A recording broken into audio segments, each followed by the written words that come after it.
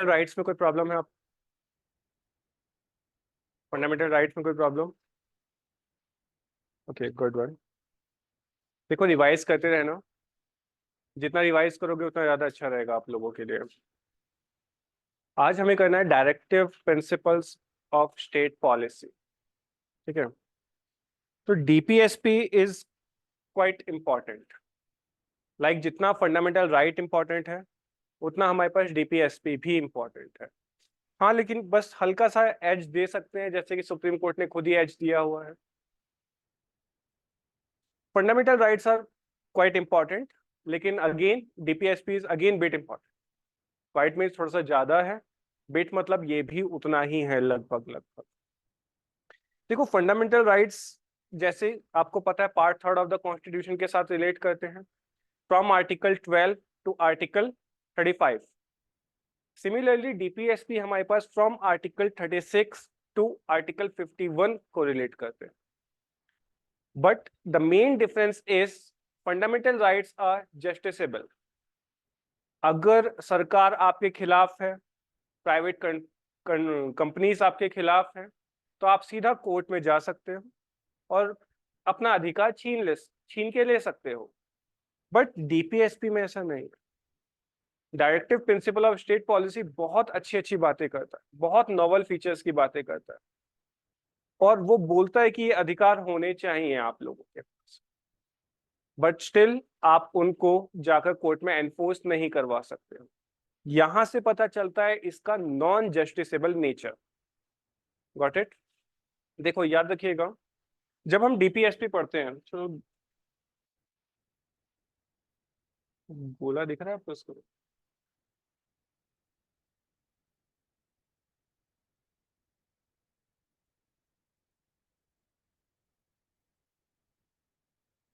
ये normal screen में कैसे बदलता है आपको पता है?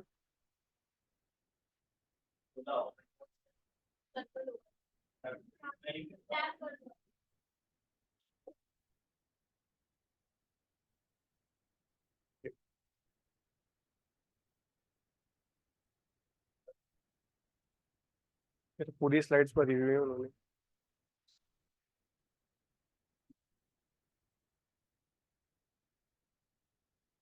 ओके, सो आप याद रखिएगा, आप भी अपने माइंड चार्ट बना लीजिए अपनी कॉपीज में। Like first of all DPSP. DPSP में जब भी हमारे पास बोला जाता, जब भी डीपीएसपी का नाम आएगा तो इसका सिंपल सा मतलब है कि गवर्नमेंट वेलफेयर स्टेट बनाने की कोशिश करे। ओके, तो welfare state,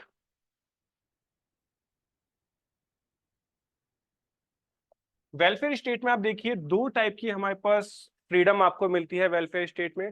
first one is political and second one is social plus economical, जिसको हम बोलते हैं डिस्ट्रीब्यूटिव जस्टिस। याद रखिएगा, डीपीएसपी आपको पॉलिटिकल फ्रीडम की बात नहीं करता है। डीपीएसपी बात करता है सिर्फ और सिर्फ डिस्ट्रीब्यूटिव जस्टिस की, और आप बात कर सकते हैं सिर्फ और सिर्फ सोशल एंड इकोनॉमिकल जस्टिस की। आप आपने कई बार देखा होगा कि डीपीएसपी को हम अलग अलग नाम से भी बोलते हैं। जैसे हम इसे बोलते हैं बेसिक प्रिंसिपल, जैसे हम इसे बोलते हैं इंस्ट्रूमेंट्स, जैसे हम बोल सकते हैं इसे इंस्ट्रक्शंस, इवन हम इसे बोलते हैं गाइडलाइन। देखो, वर्ड्स के मतलब को समझना, अभी तक मैंने नॉवल फीचर नहीं बोला है। ये तीनों वर्ड जो मैंने यूज किए हैं, लाइक बेसिक, लिख लीजिए इसे भी साथ साथ, like basic principle, like instrument, like guideline. जब भी ये तीन वर्ड्स हमारे पास यूज होते हैं नॉर्मली, इनका सिंपल सा मतलब है कि ये DPSP are important in formulation of policies. Okay, are important in formulation of policies. अब जब भी मैं अगर वर्ड यूज करता हूं नोबल फीचर,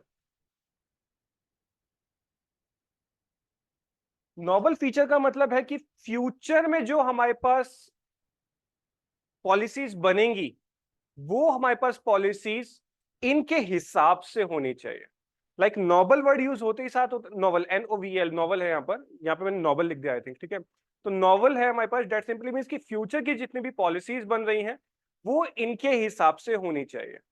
और ये जो मैंने 3 वर्ड यूज किए हैं, like basic principle, instrument and guideline, तो अब जब तक जो भी पॉलिसी बन रही है उसमें आप DPSP का वर्ड यूज, मतलब जितने भी प्रोविजंस हैं वो आप यूज कीजिए।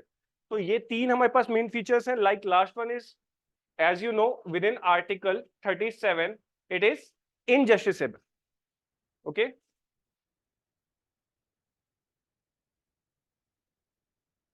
सो ये 4 चीजें आपको याद होनी चाहिए बेसिकली, कि है क्या हमारे पास। लाइक अभी तक मैंने इसके कॉन्स्टिट्यूशनल प्रोविजंस के बारे में बात नहीं करी है, अभी हम सिर्फ इसके नाम पर लेकर चल रहे हैं। तो first of all, DPSP is correlated with the welfare state. Welfare in the sense of social plus economical, not in the sense of political, याद रहेगा। सेकेंड चीज, जब भी हम DPSP as a word use करें, इंस्ट्रूमेंट, बेसिक प्रिंसिपल, गाइडलाइंस, ये तब use होंगे जब पॉलिसी फॉर्मुलेट हो रही है, हो चुकी है, ठीक है। 2 चीजें हैं, प्रेजेंट में चल रहा है, पास्ट में हो रहा है, तब हम DPSP को दीज प्रिंसिपल के थ्रू हम यूज करेंगे।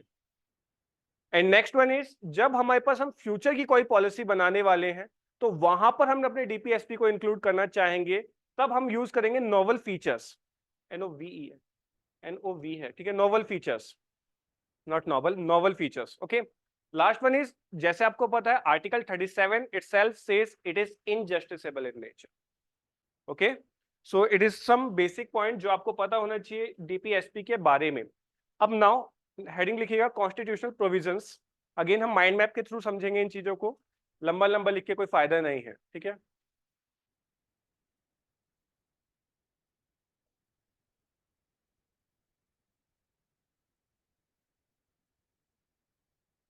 कॉन्स्टिट्यूशनल प्रोविजंस में विद इन, लाइक आपको पता है, जैसे मैंने अभी अभी आपको स्टार्टिंग का इंट्रो देते हुए बताया, it was related in part fourth of the constitution, part fourth of Indian constitution, from article 36 से लेकर हमारे पास 51 तक रन करते हैं। 36 itself again define the definition of state, define the state, what does the state means, state है क्या, like 36 is not important, नहीं पूछा जाएगा, क्योंकि इवन 36 आर्टिकल में खुद से लिखा हुआ है कि जो आपने आर्टिकल 12 में डिफाइन किया था स्टेट को, वही हमारे पास स्टेट यहां पर भी है। आर्टिकल 37 आपका बहुत बार यूज होगा जहां पर हम बताते हैं इट इज इनजस्टिसेबल, ओके। सो पहली चीज आपको पता होनी चाहिए कि किस आर्टिकल में है। नेक्स्ट हमारे पास इसको पता होना चाहिए कि influence from Irish constitution, okay. Irish constitution formulate होता है हमारे पास 1937 में, ये चीज आपको पता है। तो वहां से हमने इसे उठाने की कोशिश करी है, बट आप ये देखिए कि गवर्नमेंट ऑफ इंडिया एक्ट 1935 में इंस्ट्रूमेंट ऑफ इंस्ट्रक्शन नाम से भी हमारे पास एक डॉक्यूमेंट था, ओके। सो यहां पर भी 1935 एक्ट में हमारे पास है instrument of instruction, that is IOI। So instrument of instructions में कुछ चीजें हैं हमारे पास जो कि पॉजिटिव इन नेचर थी, जो कि साथ साथ हम इंप्लीमेंट कर सकते थे, और कुछ चीजें थी हमारे पास जो हम इंप्लीमेंट नहीं कर सकते थे उस टाइम ऑफ ड्यूरेशन में, जस्ट बिकॉज कि हमारे पास इतने फाइनेंशियल रिसोर्सेज नहीं थे, हमारी जो कंट्री थी इतना ज्यादा अपलिफ्ट नहीं थी, एजुकेटेड पर्सनालिटीज नहीं थी, पर्सन्स नहीं थे, और इन इक्वालिटी थी on the basis of caste, like वो तो आज भी है, बट हम नहीं कर पाए। सो जो पॉजिटिव हैं, लाइक जिनको हम साथ साथ इंप्लीमेंट कर सकते थे, they are now in part third of the Indian constitution, like they are justiciable in nature. और जो नहीं कर सकते थे, हमने सोचा कि आने वाले अपकमिंग फ्यूचर में हम इसे इंप्लीमेंट कर देंगे, तब तक के लिए हम इसे क्या कर सकते हैं, नॉन जस्टिसेबल इन नेचर बना सकते हैं। दैट सिंपली मींस कि वो वाली जितने प्रोविजंस थे, they are include in part fourth of the constitution.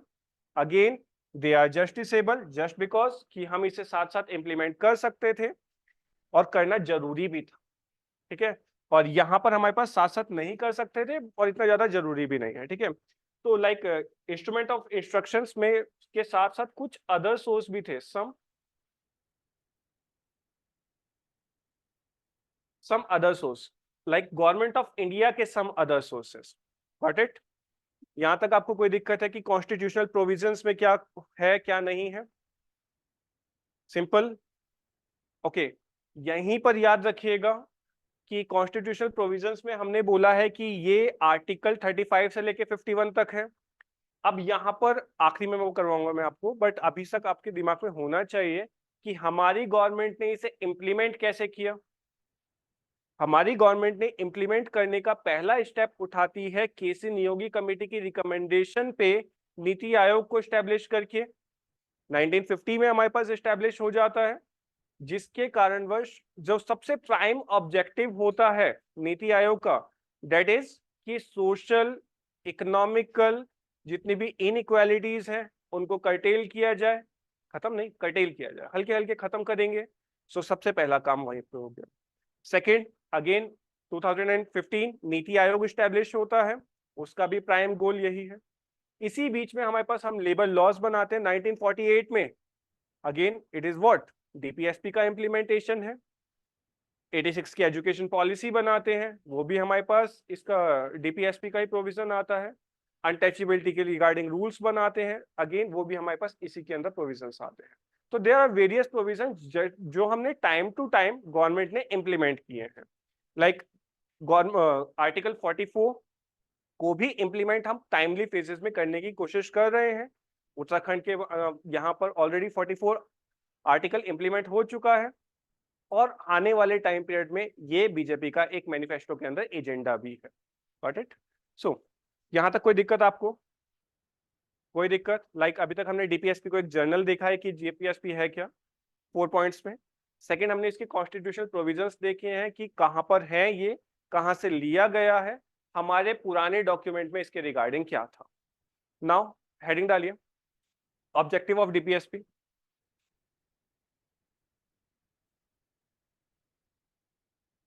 भाई ये क्या है?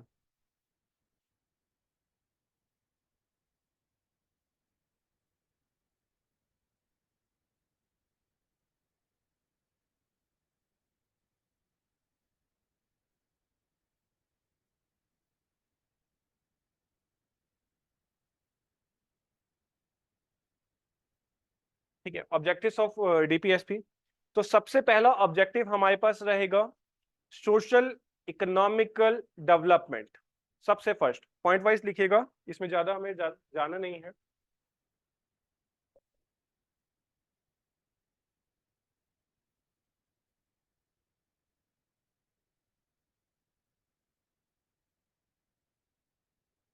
देखो, सोशो इकोनॉमिक डेवलपमेंट में हमारे पास सिंपल सी चीज है कि हम पूरी सोसाइटी का अपलिफ्टमेंट करना चाहते हैं, जहां पर हम सबको इक्वल देखना चाहते हैं। क्या ऐसा इक्वल होना पॉसिबल है? नहीं। ये मान के चलिए पहले तो कुछ इंस्टेंट पे ऐसा पॉसिबल था भी, लेकिन जब से हमने न्यू इकोनॉमिक पॉलिसी को ऑप्ट किया है जस्ट आफ्टर 1991, अब ये सपना सपना ही रह गया। उससे पहले था कि गवर्नमेंट शायद सारी की सारी जमीन अपने हाथ में ले ले और इक्वल डिस्ट्रीब्यूशन कर दे, बट उसके बाद से तो ये सपना सपना रह चुका है। ओके, यहां पर first is social economical development. Second objective is related with welfare state. Second objective is related with welfare state.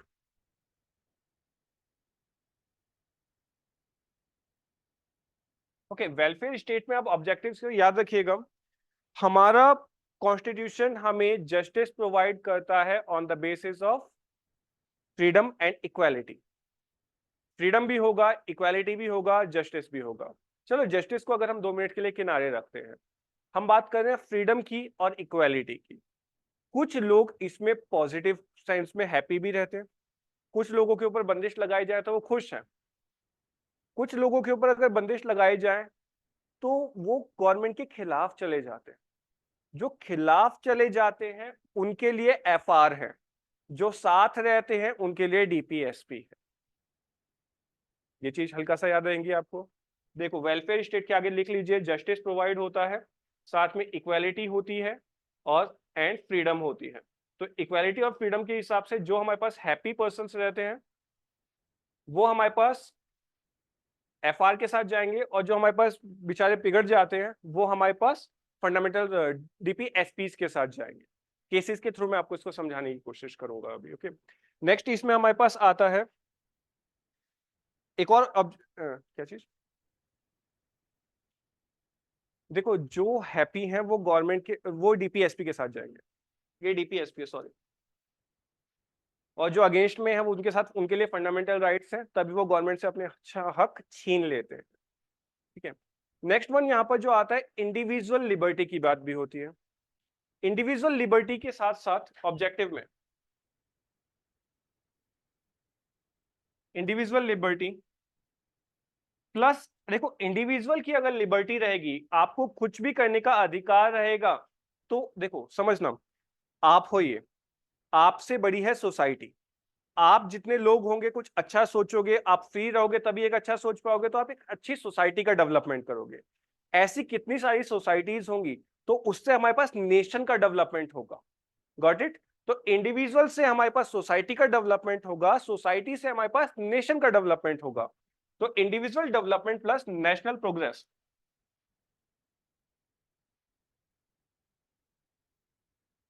Okay, so this is the next objective for DPSP.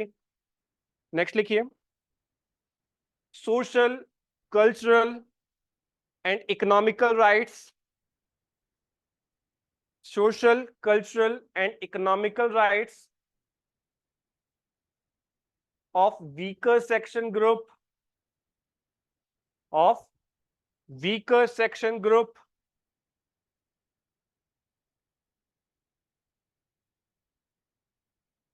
of weaker section group of society, and to abolish inequality, and to abolish inequality and eradicate poverty, and eradicate poverty। ये अभी हम provisions में देखेंगे कि कितने सारे provisions हैं जहां पर हम कंसोलिडेशन ऑफ वेल्थ के अगेंस्ट में जाते हैं। ठीक है, अब हम वहां पर देखेंगे कि लिविंग वेज का कॉन्सेप्ट हम लेकर आते हैं, साथ में हम बात करते हैं कि हर एक पर्सन के पास लिवलीहुड होना चाहिए। So it is what it is, you are providing an employment to a person. अगर आप एम्प्लॉयमेंट प्रोवाइड कर रहे हो, दैट सिंपली मीन्स कि आप इनइक्वालिटी को रिड्यूस कर रहे हो। और अगर आप नॉर्मली कुछ लोगों के पास जो ज्यादा जमीनें हैं उनसे ले रहे हो जमीन और गरीबों में बांट रहे हो, एज द रॉबिनहुड सेज है ना, अमीरों से लूटो और गरीबों में बांटो, तो जो वो फिलॉसफी है ये भी हमारे पास सोशलिज्म की फिलॉसफी है। ये चीज याद रहेगी, these are the main objectives of DPSP. Next one is the nature. Next heading is all about nature.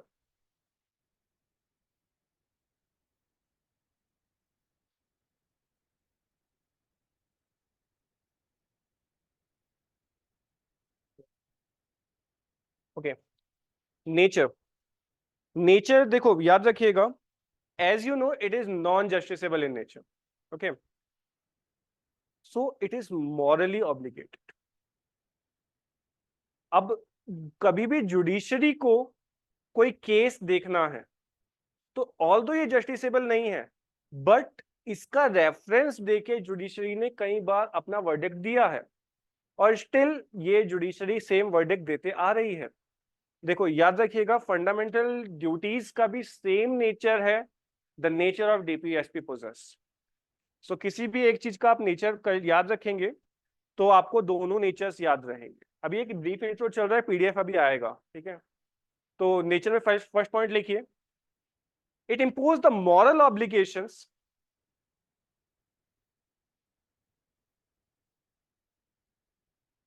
it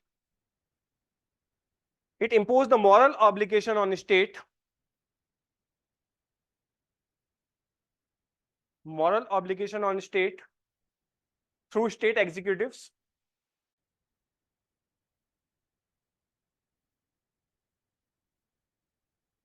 to formulate a policy oblique law to formulate policy oblique law in accordance with DPSP. In accordance with DPSP.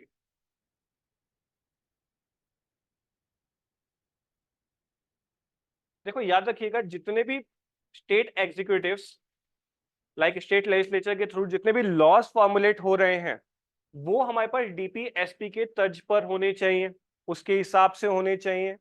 But एक और चीज याद रखिएगा, होने चाहिए until और unless ये FR को ओवरराइड करे।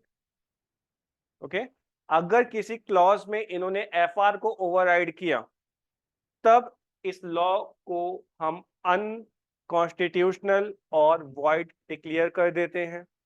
ये चीज याद रहेगी। लाइक आप ये देखिए, चंपक दुराजन केस हुआ था, वहां पर तो साफ साफ बोल दिया कि आप फंडामेंटल राइट्स को आप अमेंड नहीं करोगे, और साथ ही साथ में जो आपका डीपीएसपी है दे आर सबऑर्डिनेट। लाइक अगर फंडामेंटल राइट और डीपीएसपी के बीच में कॉन्फ्लिक्ट होता है, every time fundamental rights will prevail. यही तो हुआ था। वो तो मिनर्वा मिल केस तक जाते जाते आपको पता चला कि हाँ भैया दोनों इक्विवेलेंट है। इवन हाँ प्रिवेल होगा डीपी फंडामेंटल राइट्स, बट दोनों इंपॉर्टेंट है, ये हम पता चलता है यहाँ पर। इसके बीच में हमारे पास केरला एजुकेशन केस होता है, अगेन वहां पर भी क्या बात होती है कि डीपीएसपी सबऑर्डिनेट है फंडामेंटल राइट के। तो यहाँ पर लाइक नेचर में हमें पता चलता है कि ये मॉरल ऑब्लिगेशन है स्टेट लेजिस्लेचर्स की, स्टेट एग्जीक्यूटिव्स की, कि वो जो भी लॉ बना रहे हैं वो इन अकॉर्डेंस विद डीपीएसपी हो। लेकिन कई बार डीपीएसपी को आप फॉर्मुलेट मतलब डीपीएसपी के हिसाब से आप लॉज को फॉर्मुलेट करते करते एफआर को कर्टेल कर देते हैं। तो यहां पर कोर्ट ने बोला है कभी भी एफआर कर्टेल होगा तो भैया ये फेज ऑफ लॉ हमेशा अनकॉन्स्टिट्यूशनल एंड वॉइड कहलाएगा। Got it? सेकंड में लिखिए, as article 37 says itself, it is non justiciable in nature. So it nature ही चल रहा है, ठीक है। As article 27 says itself, it is non-justiciable in nature. Within bracket लिखिए, non-justiciable doesn't mean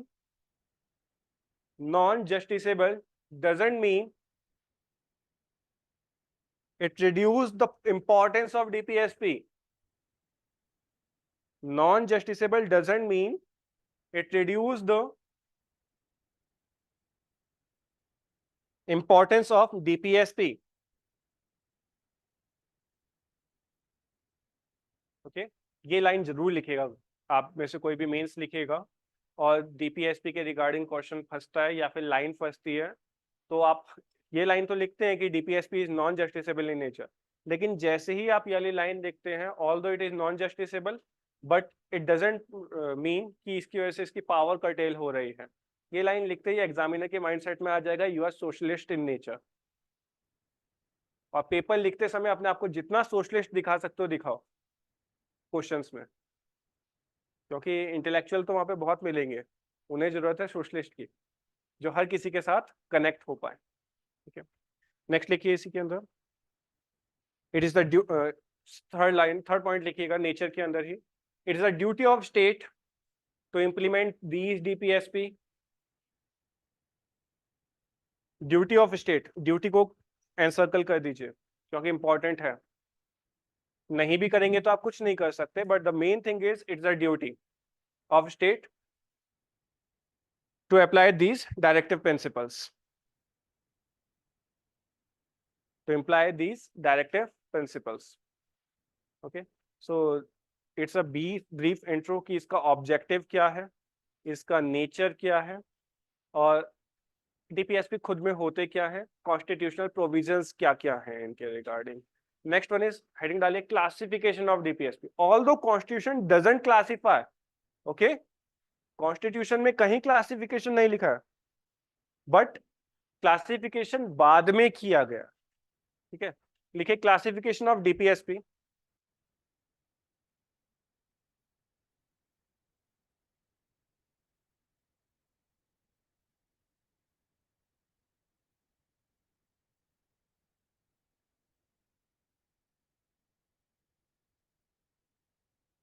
सो अगर हम क्लासिफाई करते हैं अपने डीपीएसपी को,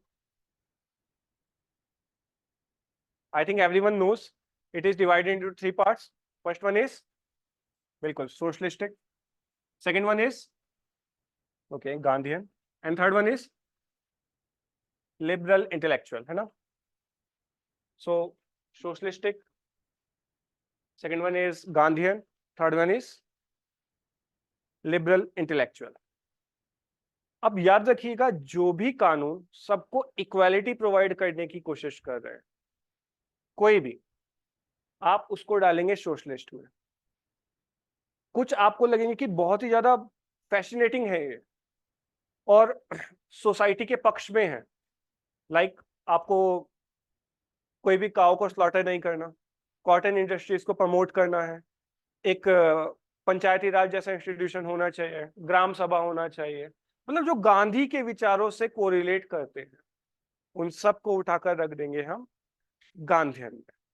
and third one is liberal intellectual, जो बहुत ही ज्यादा फैसिनेटिंग है, बहुत ही ज्यादा अलग लेवल पे, लाइक एनवायरमेंट को सेव करना है, मॉन्यूमेंट्स को सेव करना है, यूनिफॉर्म सिविल कोड होना चाहिए, इन सबको हम डालेंगे अपने लिबरल इंटेलेक्चुअल्स में। याद रहेगा ये चीज? देखो आर्टिकल का नंबर लिख लीजिए, एक एक लिखवाना तो पीडीएफ के थ्रू ही हो पाएगा। यहां पर लिखिए आर्टिकल 38, 39 क्लॉज ए, आर्टिकल 38। देखो अभी सिर्फ मैं ब्रीफ में डिवाइड कर रहा हूं, अभी आप पीडीएफ देखेंगे तो वहां पर आपको सारे आर्टिकल्स मिल जाएंगे। आर्टिकल 38, 39, 39 क्लॉज ए, हाँ जी, क्योंकि ये बाद में अमेंड किया गया था ना, इस वजह से। Next is article 41, 42, 43 and even 43 clause A, capital A है, ओके। सो 43A में भी हमारे पास बाद में इंक्लूड किया गया था कि इंडस्ट्रीज में डिसीजन मेकिंग में उनके पार्टिसिपेंट्स का भी कुछ योगदान होना चाहिए, ऑल्दो कोई नहीं करता। मतलब लाइक आप यहाँ पर बैठे हैं, आपसे कई बार सर ने सजेशंस मांगी होंगी, कि आपने सजेशंस दी? कभी मांगी सर ने सजेशंस आपसे? कोई बात नहीं, हम मांग लेंगे आपसे, ठीक है? तो आप सजेशन देना, हम भी उसे किनारे रखेंगे। लाइक जैसा it's a fundamental, actually it's a constitutional right. आपको आपसे हम पूछेंगे, लेकिन उस पर इम्प्लीमेंट करना या नहीं करना वो हमारे ऊपर, ठीक है? नहीं, ये पब्लिक एडमिनिस्ट्रेशन ऑप्शनल जब आप पढ़ते हैं तो आप एफिशिएंसी कैसे बढ़ा सकते हैं अपनी इंडस्ट्री की, तो उसमें एक ये पॉइंट होता है। अगर मैं आपसे फीडबैक लूंगा, ठीक है, फीडबैक लेने के साथ साथ मैं कुछ भी पॉलिसी इंप्लीमेंट कर रहा हूँ, उससे पहले पॉलिसी फॉर्मुलेशन में आपकी राय मांग रहा हूँ, तो आपको ऐसा लगेगा कि इस पॉलिसी को बनाने के लिए मेरा भी योगदान है। और जब आपको एक बार ये चीज स्ट्राइक करेगी तो आप अपना बेस्ट देने की कोशिश करेंगे। तो फाइनल क्या था कि मुझे आपसे आपका बेस्ट चाहिए था, वो मैंने निकलवाया कैसे? आपसे सिर्फ एक सजेशन लेकर। ये पूरी स्टडी हुई है जिसमें 7,000 लोगों से उनका फीडबैक मांगा गया था। तो फीडबैक मांगने के एक हफ्ते बाद से हल्का हल्का इंप्लीमेंट करना स्टार्ट किया और उस कंपनी की ग्रोथ सीधा 500% इंक्रीज कर गया। हाँ जी, एल्टन मायो के एक्सपेरिमेंट्स 1923, ठीक है? एल्टन मायो के एक्सपेरिमेंट्स का थर्ड स्टेज, पहले में तो हमारे पास नॉर्मली लाइटनिंग के साथ करते हैं, दूसरे में दो वुमेन्स के स्टेट करते हैं अलग अलग, और थर्ड में होता है इंटरव्यू प्रोसेस। इंटरव्यू प्रोसेस के अंदर ये सब पार्ट है जो मैंने अभी आपको बताया, ठीक है? ओके, नेक्स्ट लिखिए इसमें आप गांधीयन प्रिंसिपल्स। गांधीयंस में first one is article 40, that is nothing but the gram organisation, gram panchayat, right? Okay, gram sabha, actually it's a word, gram sabha 40, okay. Okay, इसको अंडरलाइन कर दीजिए। आपसे आर्टिकल कई बार पूछा गया है कि ग्राम सभा हमारे डीपीएसपी के किस आर्टिकल में है, ठीक है? तो जो जो इंपॉर्टेंट है उसे अंडरलाइन करते हुए चलिएगा। Article 40, next is article 43, again cotton industry, okay. 43 is somewhat like कि इसमें 43 में डिफरेंट डिफरेंट पार्ट्स है। तो अभी 43 हमारे पास गांधीयन में आया है, अभी इंटेलेक्चुअल में भी आएगा, ठीक है? तो 43 में जो यहाँ पर यूज हो रहा है that is of cotton industry. 43 Gandhian में जो यूज हुआ है that is of cotton industry. Next लिखिए इसके बाद 43B, capital B, 43 capital B. Next is 46 like जितने भी बैकवर्ड क्लासेस हैं, ओबीसीज हैं, एससी हैं, एसटी हैं, उनका भी एजुकेशनल अपलिफ्टमेंट होना चाहिए। अंडरलाइन कर दीजिए क्योंकि इसको कई बार बच्चे लिबरल इंटेलेक्चुअल में डाल के आ जाते हैं। सीडीएस ने सीधा क्वेश्चन पूछा है कि कौन सा आर्टिकल किसके अंदर है, ठीक है, तो स्ट्रेट फॉरवर्ड क्वेश्चंस भी बनते हैं, पीसीएस तो मारेगा स्ट्रेट फॉरवर्ड। नेक्स्ट लिखिए 47 47 47 इज रिलेटेड विथ, अरे मैम ने वहां से एक्शन किया हाँ, इंटॉक्सिक ड्रिंक्स जो भी होती हैं उसका यूज नहीं होना चाहिए, ठीक है। सो it is 47। Next is 48 48 is related with, बिल्कुल स्लॉटर नहीं होना चाहिए काउस का, या फिर जो भी हमारे पास दूध देने वाला एनिमल है उसको नहीं मारना है। It's again a directive principle, ऐसा नहीं होता, उनको ज्यादा अच्छे से मारते हैं हमारे यहाँ के लोग। Next is related with the liberal intellectuals. Liberal intellectuals, देखो आर्टिकल 44 सबसे पहले स्टार्ट होता है लिबरल इंटेलेक्चुअल्स में। लिबरल इंटेलेक्चुअल में जो 44 हो रहा है ये अपने आप में एक डिबेट है। सर ने इसके ऊपर आपका लेक्चर कम से कम नहीं तो एक हफ्ते तक कर लिया होगा। यूनिफॉर्म सिविल कोड, ये होना चाहिए नहीं होना चाहिए, प्रोज कॉन्स, क्या क्या इसकी इम्प्लीमेंटेशन है, कौन सा स्टेट है जहां पर ये इम्प्लीमेंट होता हुआ आ रहा है, हमारी गवर्नमेंट इस पॉलिसी में क्या कर रही है। इतना लंबा ये डिबेट चलता है, नियर अबाउट 4 to 5 आवर्स। तो मैं डिबेट सारा पार्ट छोड़ दूंगा, मैं कुछ नहीं कराने वाला हूँ। मेरा काम है सिर्फ आपको प्रीलिम्स के लिए बताना कि इसमें सिर्फ यूनिफॉर्म सिविल कोड है, गोवा में ऑलरेडी इम्प्लीमेंटेड है, जस्ट बिकॉज कि वहां पे पुर्तगालीज का राज था, ठीक है। बाकी होल इंडियन सब कॉन्टिनेंट में हमारे पास उत्तराखंड ऐसा पहला स्टेट है जहां पर ये चीज इंप्लीमेंट हो चुकी है। ओके, सो आपको सिर्फ प्रीलिम्स के लिए 2 फैक्ट याद होने चाहिए। नेक्स्ट लिखिए आर्टिकल 45। आर्टिकल 45 अंडरलाइन कर दीजिए इसे भी क्योंकि ये राइट टू एजुकेशन के साथ कोरिलेट करता है। 86 कॉन्स्टिट्यूशनल अमेंडमेंट एक्ट से इसमें से जो प्रोविजंस है 6 to 14 वाला, उसको उठाकर आर्टिकल 21A में डाल दिया गया था, ठीक है। नेक्स्ट लिखिए article 48। Article 48 that's relate with the animal husbandry. Article 48 relates with the animal husbandry. Article 49 repeat होगा, मैंने आपको बताया था। 43 भी, 43 नहीं लिखवाया ना मैंने आपको, 43 भी लिखिए इसमें, 43 क्लॉज है। Next is Article 49 that is related with the animal husbandry. Next is Article 48 is related with the animal husbandry. 49 is related with the monuments. आपको सेफगार्ड करना है अपने आके मॉन्यूमेंट्स का, इसके लिए तो इवन एक्ट भी बना हुआ है 1951 में, टाइम टू टाइम रिवाइज भी होता है। कभी आप लाल किले पे लिख कर आओ दिल बनाओ और अपना और अपने वाली का नाम लिखो, वालों का, देखो आपको सब उठा के सजा करेंगे, फाइन अलग से करेंगे। ज्यादा दूर क्यों जा रहे हो, जो भी हिस्टोरिकल मॉन्यूमेंट्स है एफआईआर में करके आओ ना ये काम। डंडे अलग, क्रिमिनल ऑफेंस अलग, सिविल ऑफेंस अलग, सब कुछ प्रोवाइडेड है 1951 से ही है, ठीक है। नेक्स्ट लिखिए इसमें आर्टिकल 50। आर्टिकल 50 मोस्ट इंपॉर्टेंट, इसे गोला मार दो इसके ऊपर, separation of judiciary from executives, बहुत पूछा जाता है 50 और एंड 51। 51 इज रिलेटेड विथ, अरे इंटरनेशनल रिलेशंस, मोस्ट इंपॉर्टेंट है 50 एंड 51, सीधा आपसे पूछे जाएंगे। लाइक अगर आपसे पूछा जाए कि इनमें से आर्टिकल्स कौन सा क्रैम्प करना है, you have to cramp all of them, but majorly you have to cramp 37, 39, 40, 44, 45, 46, 48 and 50, 51। ये आपको लिटरली क्रैम्प होने चाहिए, मेंस में 100% लिखने ही लिखने पड़ेंगे आर्टिकल का रेफरेंस देते हुए, ठीक है। So it's a fold division जिसमें हमने 3 फोल्ड डिवीजन करके देखा कि क्या क्या हमारे पास डिवाइड होते हैं। नेक्स्ट एक हेडिंग लिखिए, क्या इसको हम अमेंड कर सकते हैं, अमेंडेबिलिटी। एक इंट्रो चल रहा है, brief intro. amendability.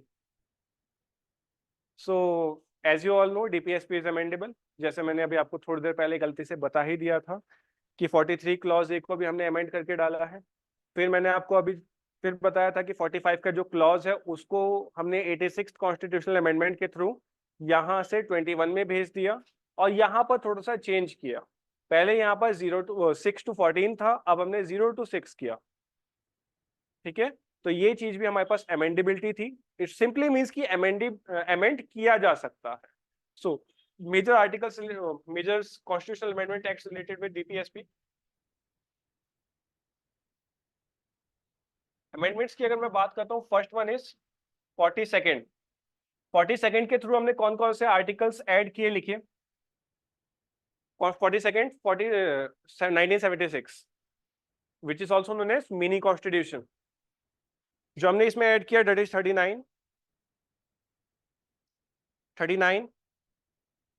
39 clause A, 43 clause A, 43 clause A, 48 clause A, 48 clause A. इसके बाद 42nd के बाद हम बात करते हैं 44th कॉन्स्टिट्यूशनल अमेंडमेंट एक्ट की। ये था हमारे पास 1976, ये है हमारे पास 1978। इसमें हमने आर्टिकल 38 को अमेंड किया, आर्टिकल 38 को अमेंड किया। नाउ इसके बाद फिर हमने 86 कॉन्स्टिट्यूशनल अमेंडमेंट एक्ट के थ्रू आर्टिकल 45 को अमेंड किया। अभी अभी बताया मैंने आपको, एज जो थी हमारे पास 86 के थ्रू, 86 हमारे पास कॉन्स्टिट्यूशनल अमेंडमेंट एक्ट के थ्रू हमने एज को चेंज किया। ठीक है, 86 याद रखिएगा 2002 में आया था। ठीक है, now last one that is 97 constitutional amendment act. 97th constitutional amendment act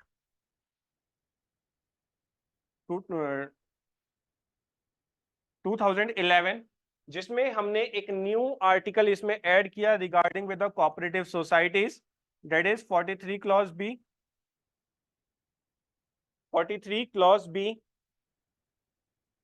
अब ये देखिएगा हमने इसको कौन से को गांधीयन में डाला है, कौन से को हमने लिबरल इंटेलेक्चुअल में डाला है, कौन से को हमने सोशलिस्ट में डाला है।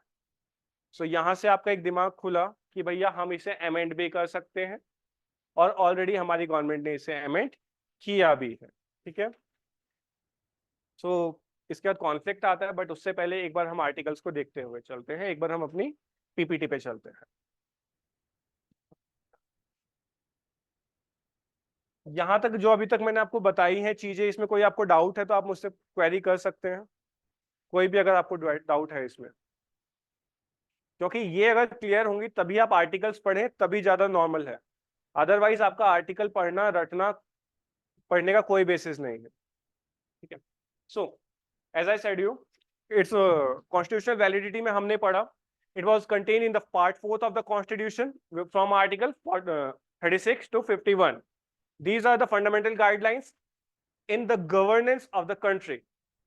Again, मैंने इसके aims and objectives में आपको ये बात बताई है। ठीक है, next they promote the concept of welfare state, its objective। Now they are classified into 3 categories। ये सब आर्टिकल्स मैंने ऑलरेडी आपको लिखवाए हैं, इनके ऊपर अभी आ रहे हैं। नेक्स्ट इज,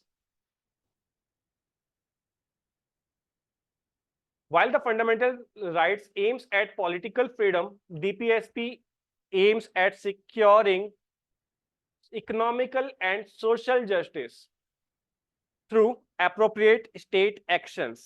याद रखिए, वर्ड्स आर बिट इंपॉर्टेंट, एक एक वर्ड की अलग इंपॉर्टेंस है। यहां पर मैं बोल रहा हूँ state through appropriate state actions.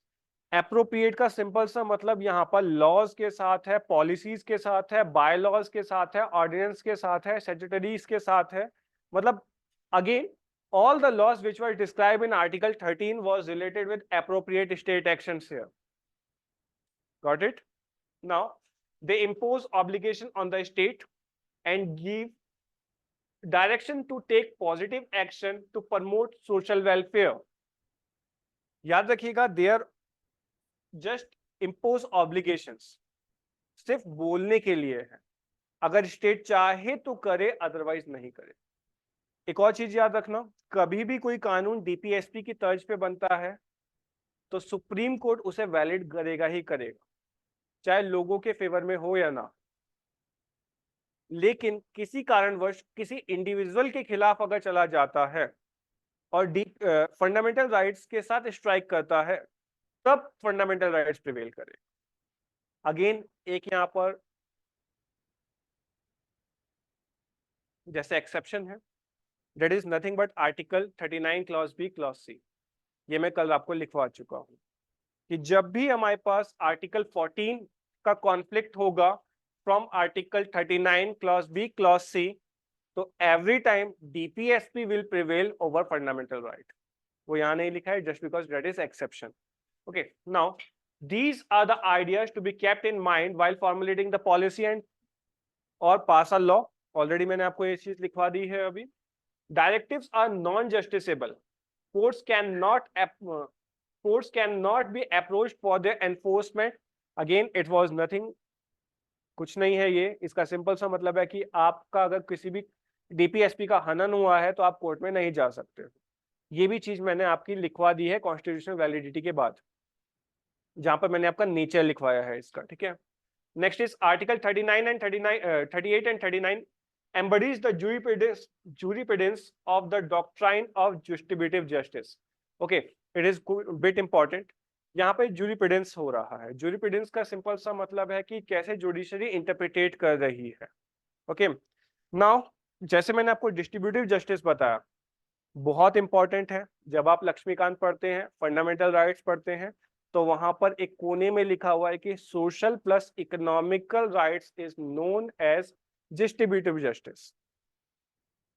Fundamental rights is all about political rights, social rights plus economical rights is all about distributive justice. कितनी वेल्थ कितने लोगों में डिस्ट्रीब्यूट करनी है, किसको कितना लिविंग वेज देना है, किस हिसाब से कौन पर्सन काम करेगा, it's all written in DPSP. Therefore ये हमारी हिमायत करता है डिस्ट्रीब्यूटिव जस्टिस प्रोवाइड करने के लिए। देखो याद रखिएगा, स्टेट का और किसी इंडिविजुअल का अगर केस गवर्नमेंट कोर्ट में फंसता है तो कोर्ट स्टेट को देखेगी फंडामेंटल राइट्स के हिसाब से, लेकिन इंडिविजुअल को देखेगी फंडामेंटल राइट्स प्लस डीपीएसपी के हिसाब से। देखो समझो, स्टेट ने सरकार के खिलाफ मैं जाता हूं किसी भी रीज के लिए, कि भाई मैं बोलता हूं कि मैं अभी भी बेरोजगार हूं, मुझे सरकार के क्यों नहीं बिल्कुल गवर्नमेंट एम्प्लॉयमेंट प्रोवाइड करती है। तो इसके लिए अगर मैं जाता हूं, अगर मैं गया और सरकार के खिलाफ ये केस है, अब ऑल्दो डीपीएसपी में लिखा है कि स्टेट जो है सारे पीपल्स एम्प्लॉयमेंट प्रोवाइड करवाएगा, जस्ट बिकॉज कि it is non justiciable, court मेरा केस खारिज कर सकता है। बट इसी के साथ मैं बोलता हूं कि मैं जॉब में था और गवर्नमेंट ने आर्टिकल 19 का केस बना के मैं जाता हूं कि मेरी फ्रीडम को कर्टेल किया है, और मैं किसी प्राइवेट जॉब में था, और क्योंकि मेरा राइट है मैं कोई भी काम प्रेफर कर सकता हूं और मैं करना चाहता हूं, तो अब जो है सरकार के खिलाफ चला जाएगा ये केस। अब गवर्नमेंट जब कोर्ट वर्डिक्ट देगा तो उसमें आर्टिकल 19 का भी आर्टिकल 19 भी उसमें बताएगा, साथ ही साथ में वो हमारे पास 42 भी बोलेगा, जहां पर हमारे पास बोला जा रहा है कि अगर स्टेट प्रोवाइड नहीं कर रहा तो खुद तो कर ही रहे पर्सन, तो वहां पर डीपीएसपी मेरे फेवर में जाएगी। ये चीज आपको समझ में आई? तो distributive justice is all about economical plus social one. बहुत इंपॉर्टेंट टर्म है, आएगी ये, प्रीलिम्स में ना आए, मेंस में तो आएगा ही आएगा। बिना इस वर्ड के आप कोई भी पॉलिटी का, फंडामेंटल राइट्स और डीपीएसपी का आंसर नहीं लिख पाओगे। नेक्स्ट इज अमेंडमेंट, ऑलरेडी मैं आपको बता चुका हूं। Next one is doctor B R Ambedkar describe the directive principles as instruments of instructions, that is already written in government of India act 1935। तो बी आर अम्बेडकर जी ने बोला कि जैसे वहां पर हमारे पास इंस्ट्रूमेंट ऑफ इंस्ट्रक्शंस थे, उसी की सेम तर्ज पे हमारे पास यहाँ पर फंडामेंटल ड्यूटीज है। याद रहेगा? देखो बार बार लिखते रहना, समझते रहना, चीजें आपकी क्लियर कट चलती रहेंगी। So these are some articles, copy it down. Speed से करिए, इतना टाइम नहीं है कि आप लिखेंगे बार बार।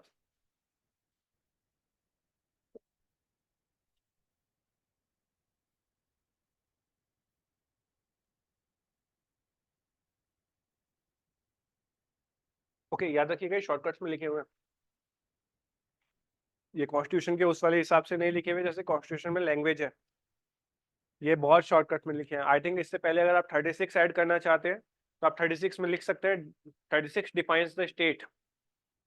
37 में अगर ऐड करना चाहते हैं आप लिख सकते हैं it describe the injusticiable nature of DPSP. Then आप आर्टिकल 38 के ऊपर जाएंगे।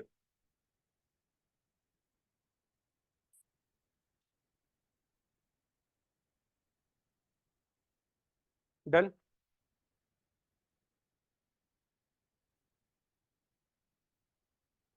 और ढीले इंसान हो आप लोग।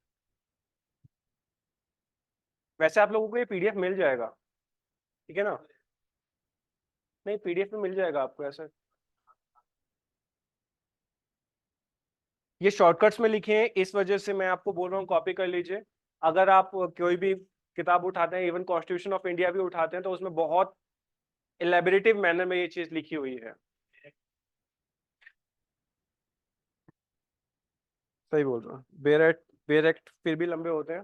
ये शॉर्ट हैंड वाली लैंग्वेज, ये शॉर्ट हैंड वाली लैंग्वेज है। शॉर्ट हैंड पता है? बेरेक्ट। ओके, मैंने वहां से नहीं कॉपी किया, बट मैं तो इसे पार्लियामेंट वाली साइट है ना,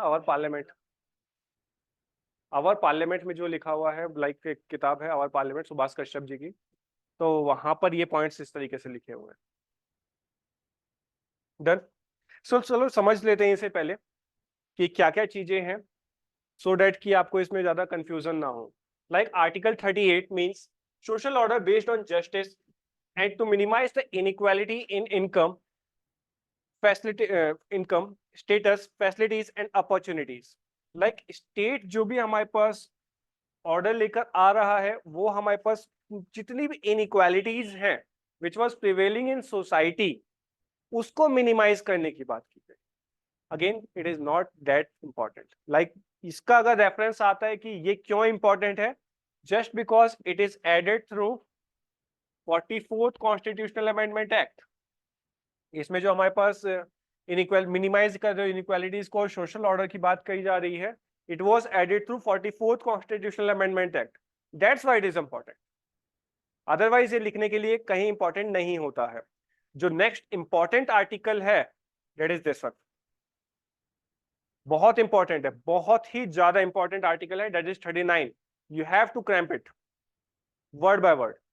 okay, like what does it says? Principle of policy to be followed by the state for securing economical justice.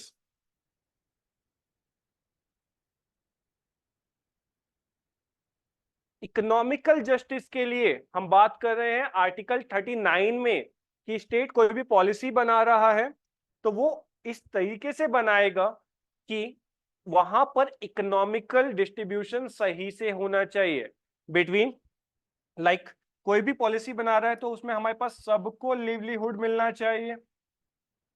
Like means of livelihood should be equal for all.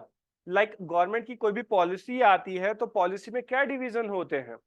General भी apply कर सकता है, SC भी apply कर सकता है, OBC भी apply कर सकता है अपनी कैटेगरी के हिसाब से, और आपकी इकोनॉमिकली कंडीशन देखी जाती है, उसके हिसाब से आपको सब्सिडी सब्सिडाइज किया जा रहा है।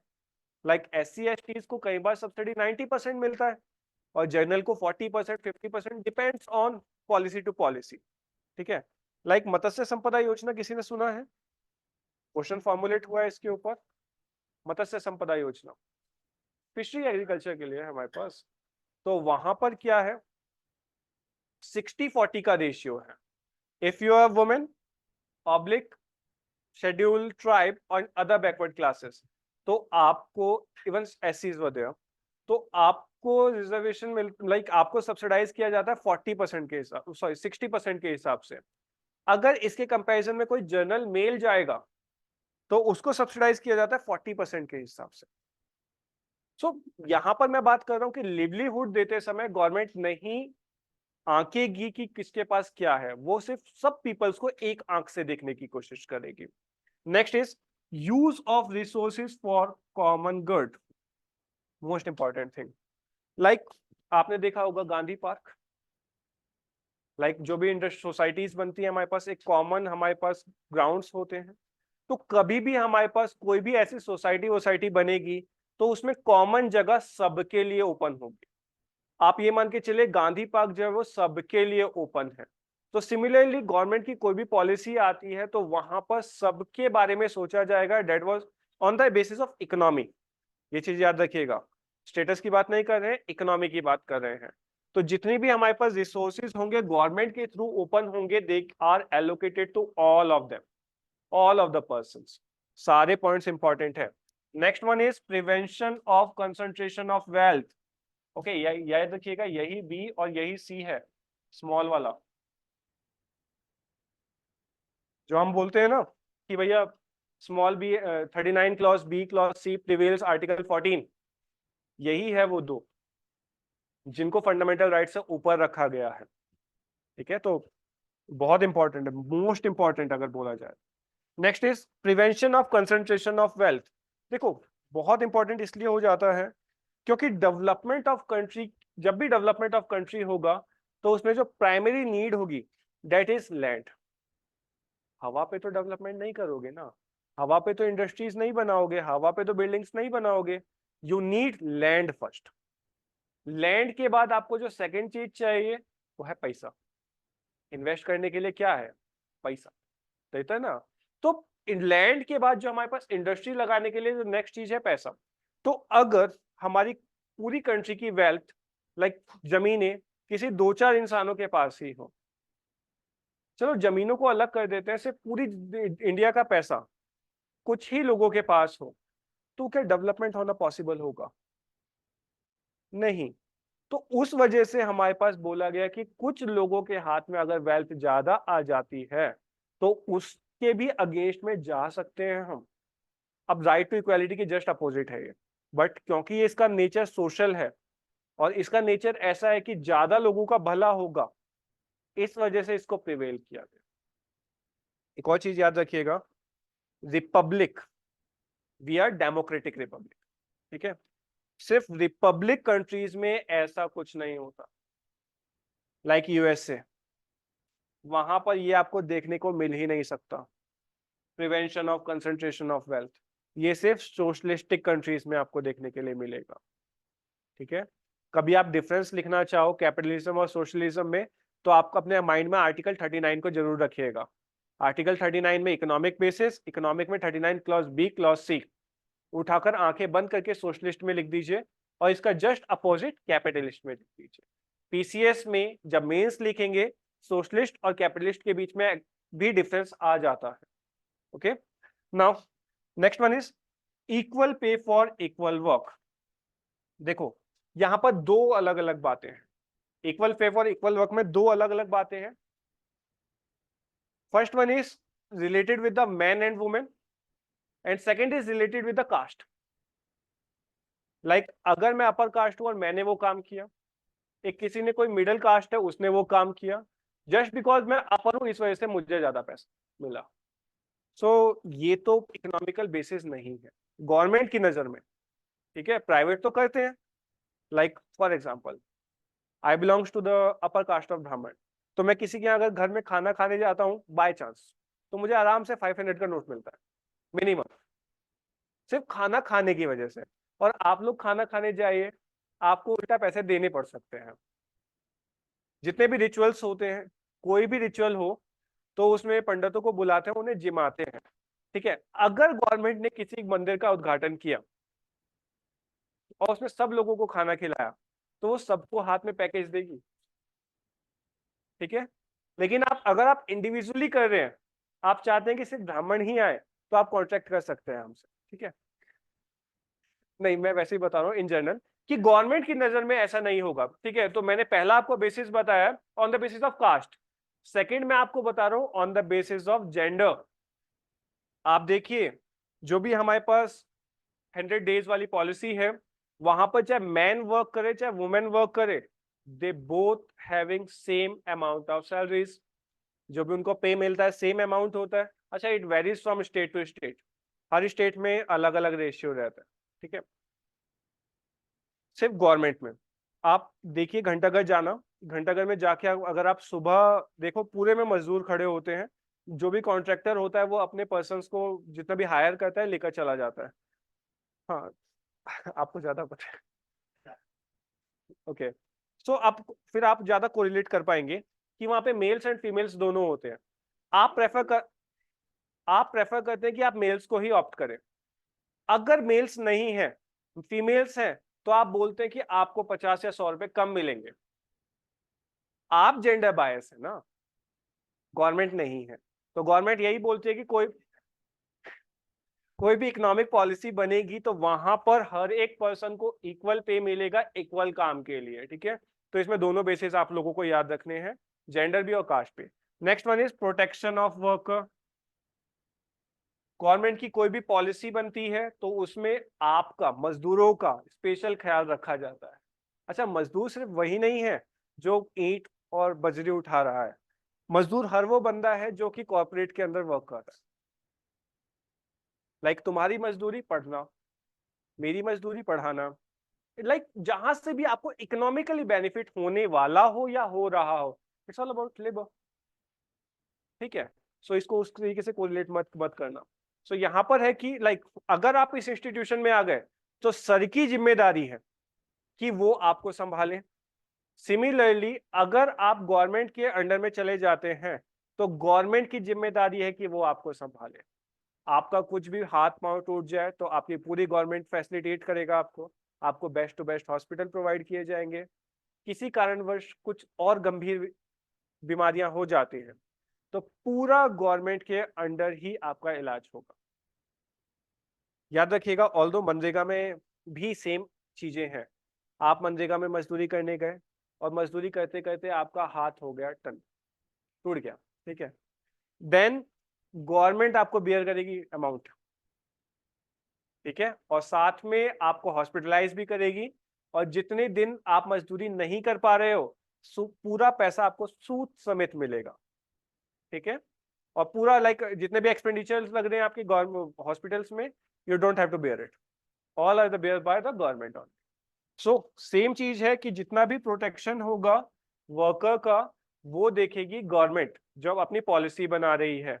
यहां पर ये चीज याद रखिएगा, जब वर्कर की बात कर रहे हैं तो कोई भी प्राइवेट इंस्टीट्यूट भी है तो वो भी अपने वर्कर्स को देखेगा। आज के टाइम पे ऐसा होता है क्या? नहीं होता। क्यों? आज का जो वर्क है that is related with gig economy, जहां पर आप काम करो और निकलते बनो, आप बाउंडेड नहीं हो। यूपीएससी ने last to last year gig economy workers के ऊपर पूरा क्वेश्चन पूछा है, जीएस3 में 10 मार्क। तो वहां पर आपको कोरिलेट करना है दिस प्रोविजन के साथ, ठीक है। देखो, प्राइवेट कंपनी हो चाहे गवर्नमेंट हो, अपना एक्सपेंडिचर हर कोई बचाने की कोशिश करता है। जैसे आपको पता होगा कि tour of duty, late Vipin Rawat ji ने सजेस्ट किया था कि tour of duty should be there. Like government को हर एक इंडिविजुअल को आर्मी में डालना चाहिए। अग्निवीर आने से पहले टूर ऑफ ड्यूटी की बहुत ज्यादा चर्चाएं हो रही थी। क्यों इंट्रोड्यूस करने की कोशिश की जा रही थी? वो जस्ट बिकॉज कि एक पर्सन के ऊपर पूरी लाइफ स्पैन में, मैं बात कर रहा हूँ सिपाही की, ठीक है, सिपाही, नायक, हवलदार, जो एक पूरी हायरार्की है, पूरी लाइफ स्पैन में गवर्नमेंट को एक पर्सन के ऊपर 11 करोड़ रुपीस इंट्रोड्यूस करने पड़ते हैं। और यहाँ पर बात रुकती नहीं है, अगर वो लंबा 100 साल से ऊपर खिंच गया, सिर्फ 11 करोड़, उससे ऊपर की बात नहीं है, एक पर्सन के ऊपर, जिसमें आपकी उसकी पेंशन भी इंक्लूड हो जाती है, उसमें हॉस्पिटलाइजेशन भी इंक्लूड हो जाता है, उसमें टैक्स एंड फेयर्स भी इंक्लूड हो जाते हैं, ठीक है। टूर ऑफ ड्यूटी में क्या था कि वो जो 11 है उसको कर्टेल करके सीधा 3-3.5 करोड़ रुपए पर लेकर आ गए थे।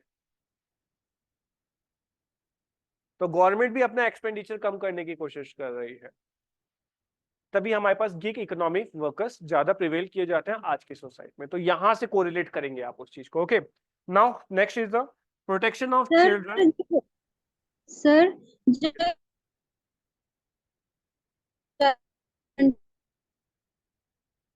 मैम आपकी आवाज नहीं आ रही है।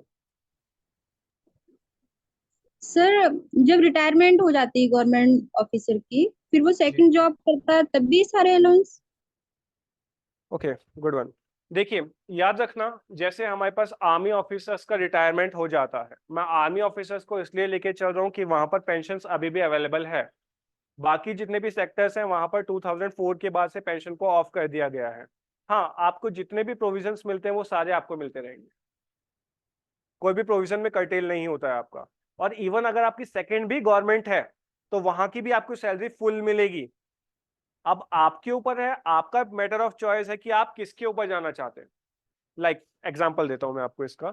एक आर्मी का पर्सन, कोई भी एक पर्सन है आर्मी का, उसको रिटायरमेंट हो गया, उसके बाद वो डीएससी की जॉब में जाता है।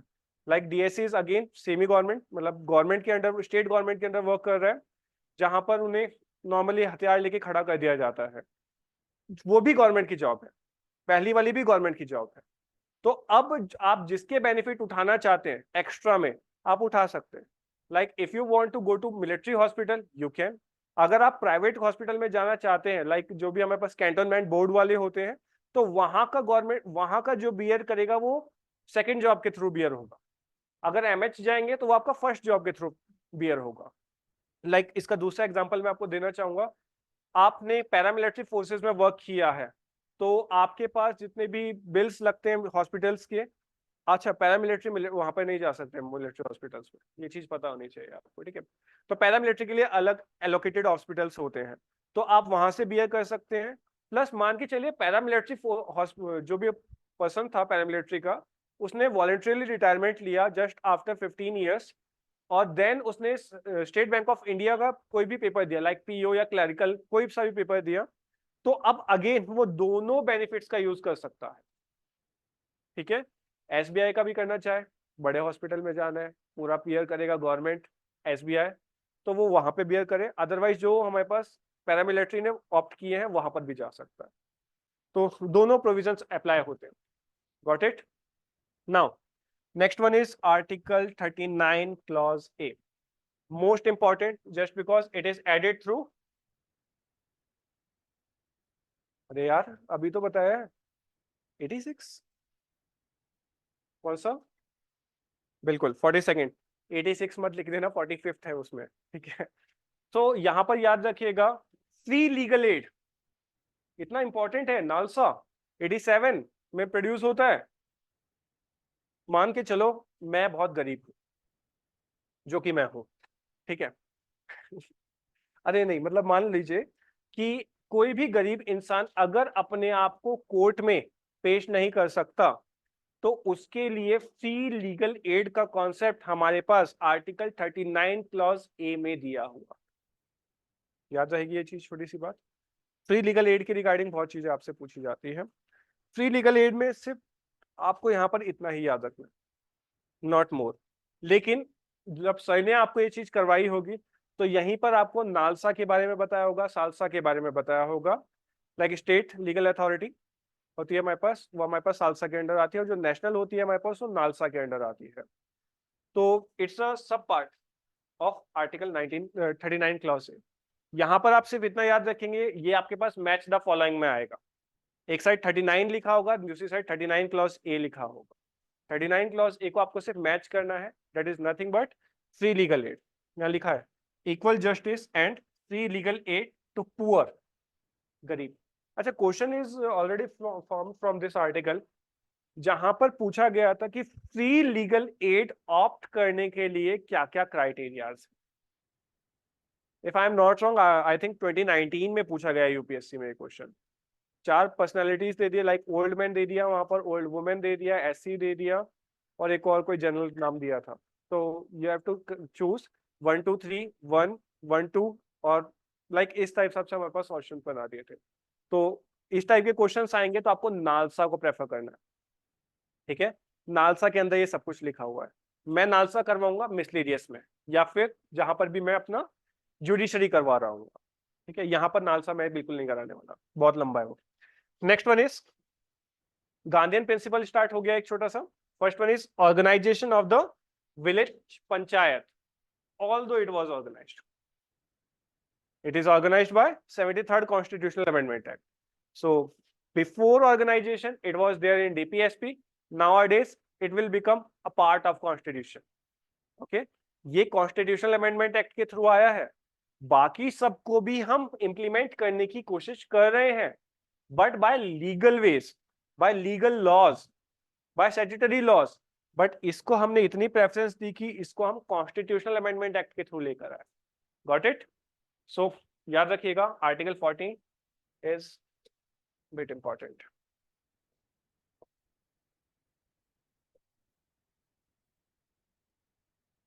Next one is right to work, article 41. Again जैसे इन्होंने बताया बियर एक्ट वाली लैंग्वेज लग रही है, तो वही वाली. अदरवाइज सुभाष कश्यप जी की लैंग्वेज है. ठीक है सर, ब्लर हो रहा, दिख नहीं रहा. मैम, आपको पीडीएफ मिल जाएगा. जो यहाँ पर बैठे हैं वो फोटो खींच सकते हैं. आपको पीडीएफ जस्ट आफ्टर क्लास में प्रोवाइड करवा दूंगा. मैं ही करवा दूंगा वहां जाके, चिंता मत करो.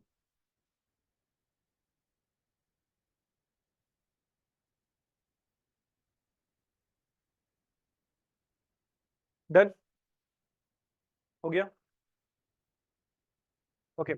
सो जैसे मैंने अभी आपको बताया कि मैं काम करना चाहता हूँ गवर्नमेंट के साथ. अभी एक केस स्टडी मैंने आपको समझाई थी कि मैं किसी कॉर्पोरेट में वर्क कर रहा हूँ और गवर्नमेंट के किसी केस में मैं फंस जाता हूँ जहाँ पर मेरा आर्टिकल 19 और 41 एंड 42 का हनन होता है. तो वहां पर जब जुडिशरी वर्डिक्ट देगा तो मेरे पास बोलेगा कि आर्टिकल 19 प्लस डीपीएसपी 41 42 का हनन हुआ. Okay. So DPSP 41 is all about right to work. Okay, main है राइट टू वर्क. देन आपको एजुकेशन प्रोवाइड करने के लिए, पब्लिक असिस्टेंस प्रोवाइड करने के लिए, हर जगह नहीं, कुछ स्पेयर्स में. और ये कुछ स्पेयर्स गवर्नमेंट वाले हटाकर प्राइवेट में तो आएंगे ही आएंगे. सारी चीज प्राइवेट में इंप्लीमेंट होगी. गवर्नमेंट का काम है कि वो आपको काम दे. याद रखिए, गवर्नमेंट का काम है कि वो आपको काम दे. गवर्नमेंट का काम है कि वो आपको एजुकेट करे. गवर्नमेंट का काम है कि वो आपको असिस्ट करे हर चीज में. कितना अच्छा लग रहा है ना, आइडियल लग रहा है सुनने में कि गवर्नमेंट आएगी, पहले गवर्नमेंट पढ़ाएगी, फिर उसके बाद हमें नौकरी भी दे देगी, उसके बाद वो हमें असिस्ट भी करेगी कि भाई फ्यूचर कैसा होना चाहिए. कोई लोड ही नहीं है. बट ये सिर्फ डीपीएसपी है. आप इसको लेके पहुंच जाओ कोर्ट में कि गवर्नमेंट तो ऐसा कर ही नहीं रही. अच्छा, ये कुछ आपको याद दिलाएगा अशोक की. एसेज का फॉर्मुलेशन ऐसे ही होता है. जब आप ऐसे लिखने जाएंगे किसी जगह पर भी, तो वहां पर आप अगर मान लीजिए एजुकेशन के रिलेटेड आता है क्वेश्चन, ठीक है, तो वहां पर आप फर्स्ट ऑफ ऑल अशोक को कोट करेंगे. ठीक है, अशोक के बाद अपनी जितनी भी यूनिवर्सिटीज थी तक्षशिला टाइप वाली पुरानी वाली, ठीक है, उनको कोट करेंगे. उसके बाद न्यू एजुकेशन पॉलिसी को कोट करेंगे, मैकॉले मिनट को कोट करेंगे, एजुकेशन पॉलिसी ऑफ ब्रिटिशर्स को कोट करेंगे, then fundamental right that is 21A को कोट करेंगे. देन डीपीएसपी के इस वाले आर्टिकल को नहीं छोड़ सकते. ये भी उतना ही इंपॉर्टेंट है जितना फंडामेंटल राइट. यहां पर बोला जा रहा है कि आपको जॉब अपॉर्चुनिटीज के साथ साथ एजुकेशन भी प्रोवाइड करवाएगा स्टेट. Got it? सो इसमें इतना ज्यादा इंपॉर्टेंट है नहीं. सेकेंड चीज आती है हमारे को just and human condition of work. Government इस चीज को नोटिस करे कि जो भी लोग काम करने जा रहे हैं वो एक ह्यूमन टाइप कंडीशन में वर्क करें. जैसे आपने देखा होगा जो हमारे पास स्ट्रेंजर्स होते हैं, जो मतलब नालियां साफ करते हैं, जो गटर साफ करते हैं, earlier they are schedule caste major of the times. ठीक है, बट नाउअडेज उनको हटाकर, मैनुअल स्ट्रेंजर्स को हटाकर वहां पर मशीन्स का यूज हो रहा है just to provide human condition of work. अच्छा, यही है लाइक अभी नारायण मूर्ति जी ने बोला था कि हमारे यहाँ के जनरल पब्लिक्स को 10-10 घंटे 12-12 घंटे वर्क करना चाहिए. तो कुछ लोगों ने इसी आर्टिकल का हवाला दिया था कि भाई अगर हम इतना काम करेंगे तो हमारी पर्सनल लाइफ कहाँ जाएगी. और गवर्नमेंट को बताया था कि ऐसा कुछ इंप्लीमेंट नहीं होना चाहिए क्योंकि आर्टिकल 42 में लिखा हुआ है कि वर्किंग कंडीशन ह्यूमन टाइप होनी चाहिए और 12 घंटे किसी गधे घोड़े से काम कराया जा सकता है, ह्यूमन से नहीं. ठीक है. अच्छा, 12 घंटे का कहीं किसी पॉलिसी में जिक्र था पहले? हिस्ट्री हो गया है आपका? किसी का तो हुआ था history. Live it. Factory act जो हमारे पास फर्स्ट टाइम फॉर्मुलेट हुआ था 1881 में, तो वहां पे 12 घंटे का भी बोला गया था कि 12 घंटे आप काम करो। ठीक है, ये चीज याद रखिएगा। उसके बाद नंबर ऑफ आवर्स को रिड्यूस किया गया, बच्चों की एज को भी इंक्रीज किया गया और ह्यूमन टाइप कंडीशंस बनाई गई। और फर्स्ट टाइम हमारे पास 1919 में ट्रेड यूनियन का भी फॉर्मुलेशन हो जाता। Live it. यहाँ पर देखिए second one, article 43 is all about living veg. ठीक है, living ways for the worker and living veg not the minimum wage. So here is two words. First one is the minimum wage and second one is the living wage. देखो, आपको जिंदा रहने के लिए कितना चाहिए, that is minimum. आपको एक अच्छी लाइफ का गुजर बसर करने के लिए कितना चाहिए, that is living. Got it? जैसे हमारे यहाँ गरीब कौन है? सभी है ना, हम। Good one. लाइक हमारे यहाँ गरीब वो है जिसको हमारे पास 2400 कैलोरीज नहीं मिल रहा है in rural areas and 2100 calories नहीं मिल रहा है in urban areas. They are poor. But the concept change when we are moving to USA. वहां पर गरीब कौन है? जो बेकार है। हाँ हाँ, वहां गरीब वो है जो बेकार है। बेकार मीन्स जिसके पास कार नहीं है। ठीक है, यूएसए में तो मैंने भी तो ही बोला, विच डजंट अफोर्ड कार, बेकार। ठीक है, तो देखो कंडीशंस कितनी चेंज हो रही है। तो वहां की वेज को हम बोल सकते हैं इट्स अ लिविंग वेज, यहाँ की वेज को हम बोल सकते हैं मिनिमम वेज। तो गवर्नमेंट इंश्योर करे कि हम जो इस कॉन्सेप्ट के ऊपर मूव कर रहे हैं that is not of the minimum, that should be of the living. Got it? तो गवर्नमेंट इंश्योर करे कि हम लिविंग वेज के ऊपर बात करें, ना कि मिनिमम के ऊपर। अगेन याद रखिएगा, ये हमारे पास PYQ है मेंस का। ऑल्दो प्रीलिम्स में नहीं पूछा गया है ये, बट ये मेंस का PYQ है कि लिविंग वेज और मिनिमम वेज के बीच में डिफरेंशिएट करिए and what you prefer. Now next one is 41A। जैसे मैंने अभी बताया, participation of the worker in management. आपसे गवर्नमेंट इंश्योर करे कि जितना भी हमारे पास वर्कर है वो अपने मैनेजमेंट में कुछ कंट्रीब्यूट कर रहे हैं। अच्छा, लोग पॉलिसीज इसके रिगार्डिंग भी बनी। जैसे जैसे मैं आपको बताता हूँ, कभी भी कोई शेयर की बिडिंग होती है, कभी भी हमारे पास कोई भी IPO रिलीज होता है,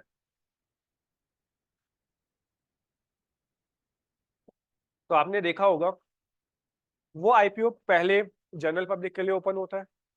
उसी के अंदर एक सब क्लॉज होता है, FIIs पैसा लगाना चाहते हैं या बड़े इंस्टीट्यूशंस पैसा लगाना चाहते हैं।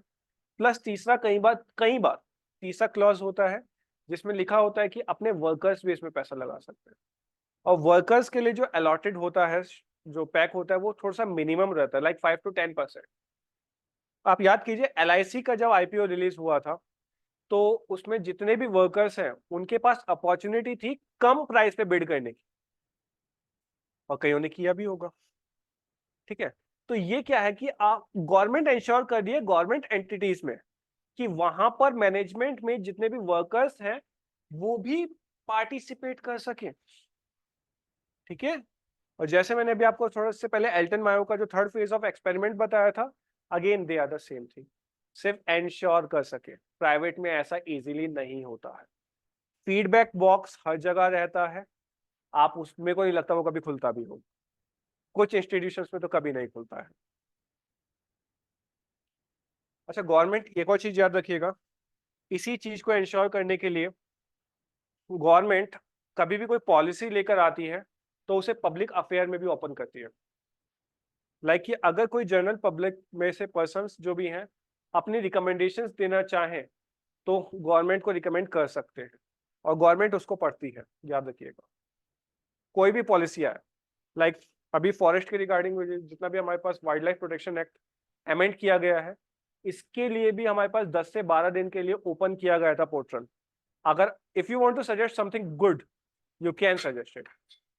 If it is good from the government perspective, वो उसके ऊपर चर्चा करेंगे और उसको ऐड करेंगे, क्योंकि वो पॉलिसी कहीं ना कहीं हमारे लिए फॉर्मुलेट हो रही है। Got it?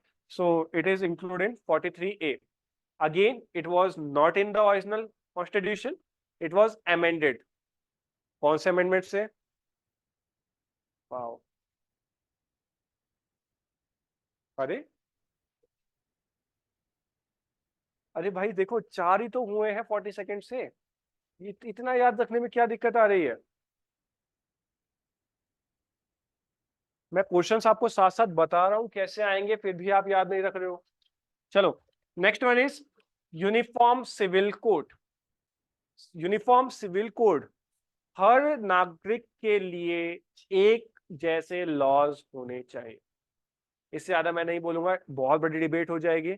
आप में से कोई किसी एक पर्टिकुलर कास्ट के पक्षधर आके डिबेट करना स्टार्ट करेंगे और मैं उसको सॉल्व करते करते पता नहीं कहां पहुंच जाऊंगा। ठीक है, तो सिर्फ इतना याद रखिए, कोई भी कास्ट हो, कोई भी रिलीजन हो, कोई भी पर्सन हो, किसी भी कास्ट क्रीड का, उन सब के लिए एक जैसा कानून होना चाहिए।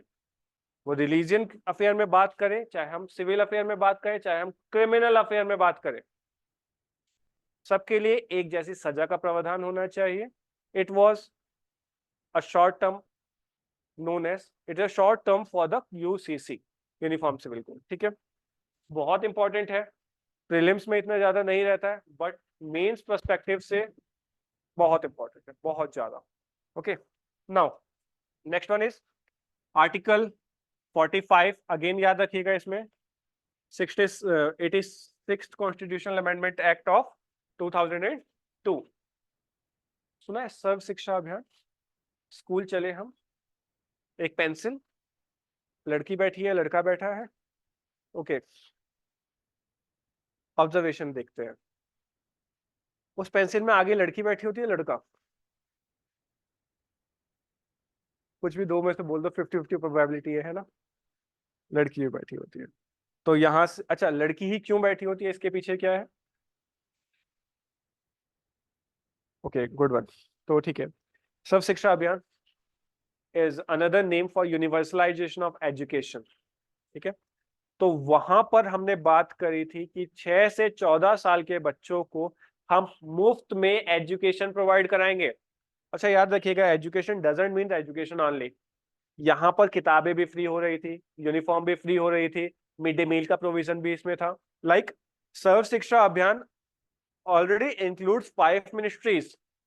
5 मिनिस्ट्रीज से मिलकर हमारे पास सर्व शिक्षा अभियान अभियान में कार्य स्टार्ट हुए, मॉडल्स ऑपरेंडी उसकी स्टार्ट हुए। हम यहाँ पे क्यों कोरिलेट कर रहे हैं कि 45th जो हमारे पास आर्टिकल है, इसमें 0 to 14 जो लिखा हुआ था, उसमें से अब 0 to 6 वाला पार्ट रहेगा। 6 to 14 स्विच कर गया अपना फंडामेंटल राइट्स में। ये चीज याद रहेगी, जस्ट बिकॉज इस वजह से ये इंपॉर्टेंट है। याद रखिएगा, जब भी 45th लिखते हैं तो यहाँ पर लिख लीजिए, एक तो 86 के थ्रू आया, दूसरा सर्व शिक्षा अभियान 2001 में बोला जाता है इंट्रोड्यूस हुआ, लेकिन इंप्लीमेंट 2002 में हुआ। मोस्ट इंपॉर्टेंट है ये। Next is 46th।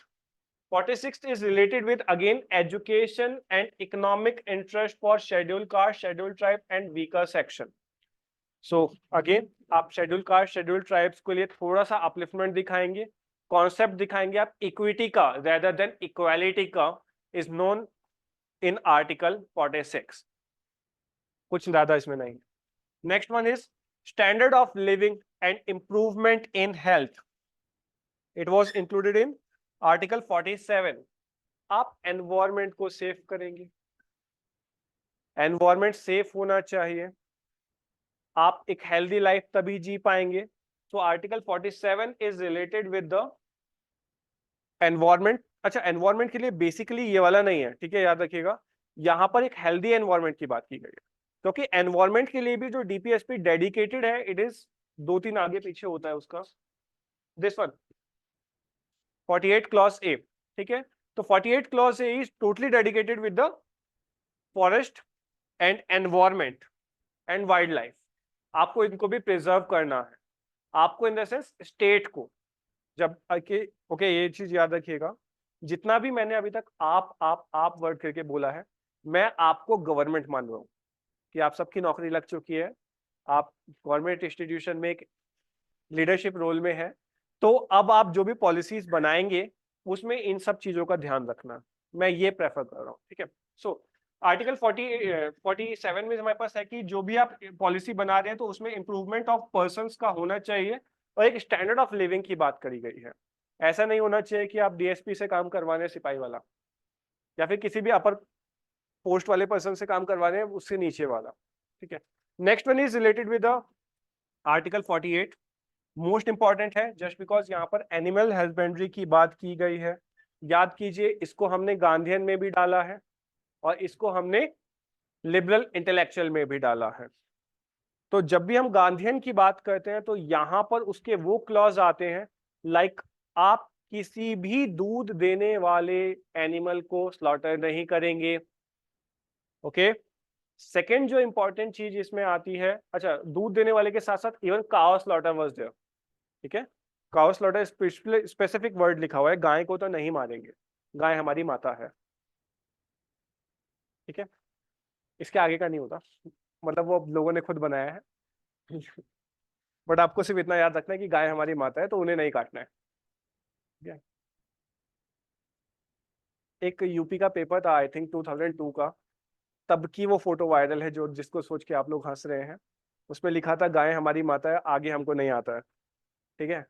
अच्छा एग्जामिनर कितना तेज है, उसने उसे काटा नहीं, उसने उसे राइट मारा और पता है क्या लिखा, सांड हमारा बाप है, नंबर देना पाप है। और ये बहुत वायरल फोटो है, ठीक है तो इस वजह से live it. So here the word is agriculture and animal husbandry. Animal husbandry में हमारे पास हम बात करके एनिमल में हम बात करते हैं जो कायोस्लॉटर वाला पार्ट है उसको हमने इंक्लूड किया अपने गांधीयन में। और जो scientific development of animal husbandry plus agriculture like जो हमारे पास स्वामीनाथन की देन है, green revolution, it was because of this one कि स्टेट का काम है हमारे एग्रीकल्चर को बेस्ट बनाओ। बेस्ट कैसे बनेगा, नए नए उसमें इनोवेशन कीजिए, साइंटिफिक चीजों को इंप्लीमेंटेशन कीजिए। सो it was in article 48। Now article 48 clause 1 देखो किसकी देन है, कौन से अमेंडमेंट की, बिल्कुल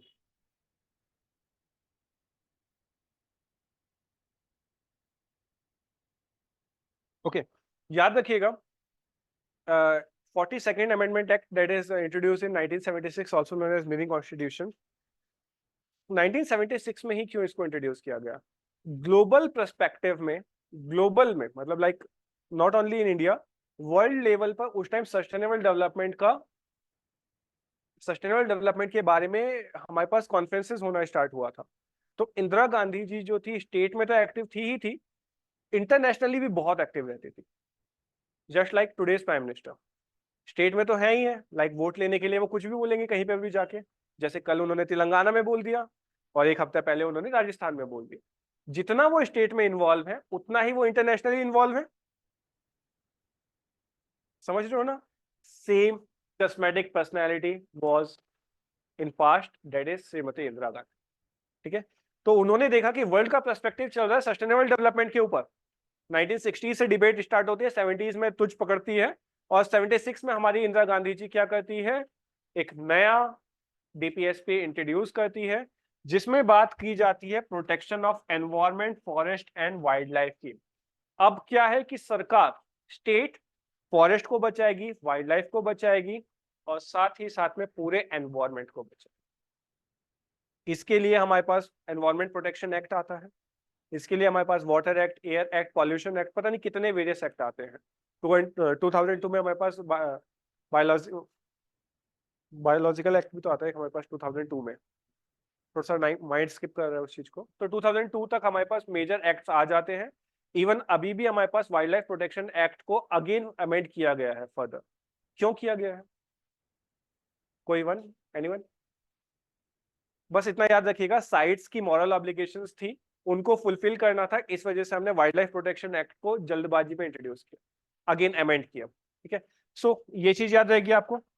41A क्यों इंट्रोड्यूस किया गया था, एक और याद रखिएगा, 7 शेड्यूल में जो फॉरेस्ट वाला पार्ट था स्टेट से हटाकर कॉन्करेंट लिस्ट में डाल दिया गया था, तो वो भी हमारे पास 42nd में हुआ था। नेक्स्ट इज 49 में हमारे पास है कि स्टेट जो कि सरकार है वो प्रोटेक्ट करेगी मॉन्यूमेंट्स को। जो भी राष्ट्र की धरोहर है उनको प्रोटेक्ट करने का काम भी सरकार को दिया गया। Like again it's was a fundamental duty also कि आपको भी प्रोटेक्ट करना है, बट सरकार को है कि भैया अपना एक चौकीदार वहां लगा के रखो। हम लोगों को कितना भी बोले वो नहीं मानेंगे, अगर नहीं मानेंगे तो उनका डंडा तैयार होना चाहिए। So it was in article 49, you have to protect your monuments. जो भी राष्ट्र की धरोहर है जो भी, उनको प्रोटेक्ट करने के लिए। अच्छा, लोग इतने अच्छे हैं हमारे यहाँ के, डीपीएसपी है, नॉन जस्टिसेबल है, क्या दिक्कत है, हम तो बनाएंगे दिल विल, है ना। जैसे आप में से कौन गए यहाँ पर ये लंबीरार माइंस, ऑल्दो वो राष्ट्रीय धरोहर नहीं है, बट कभी गए हो आप, जाके देखिएगा, वो भूतिया कम आशिकी का अड्डा ज्यादा लगता है, लंबीधार माइंस, ठीक है। अच्छा, द थिंग इज कि वहां पर जस्ट बिकॉज वो राष्ट्रीय धरोहर नहीं है, तो वहां पर हमारे पास जो सेफगार्ड ऑफ मॉन्यूमेंट एक्ट 1951 है वो वर्क नहीं करता, ये चीज आप याद रखना। तो वहां पर कोई पुलिस पुलिस वाला भी नहीं खड़ा हुआ है, बट ये आपकी मॉरल ड्यूटी।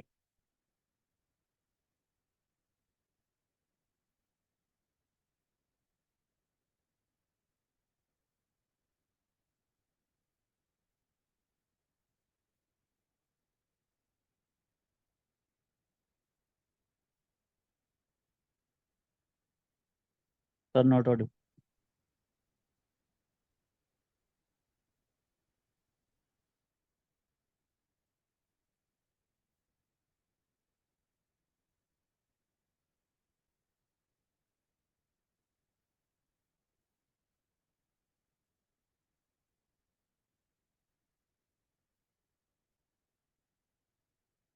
अरे यार, आज तो लिखवाया भी नहीं है आप लोगों को, आप ऐसे क्यों रिएक्ट कर रहे हो।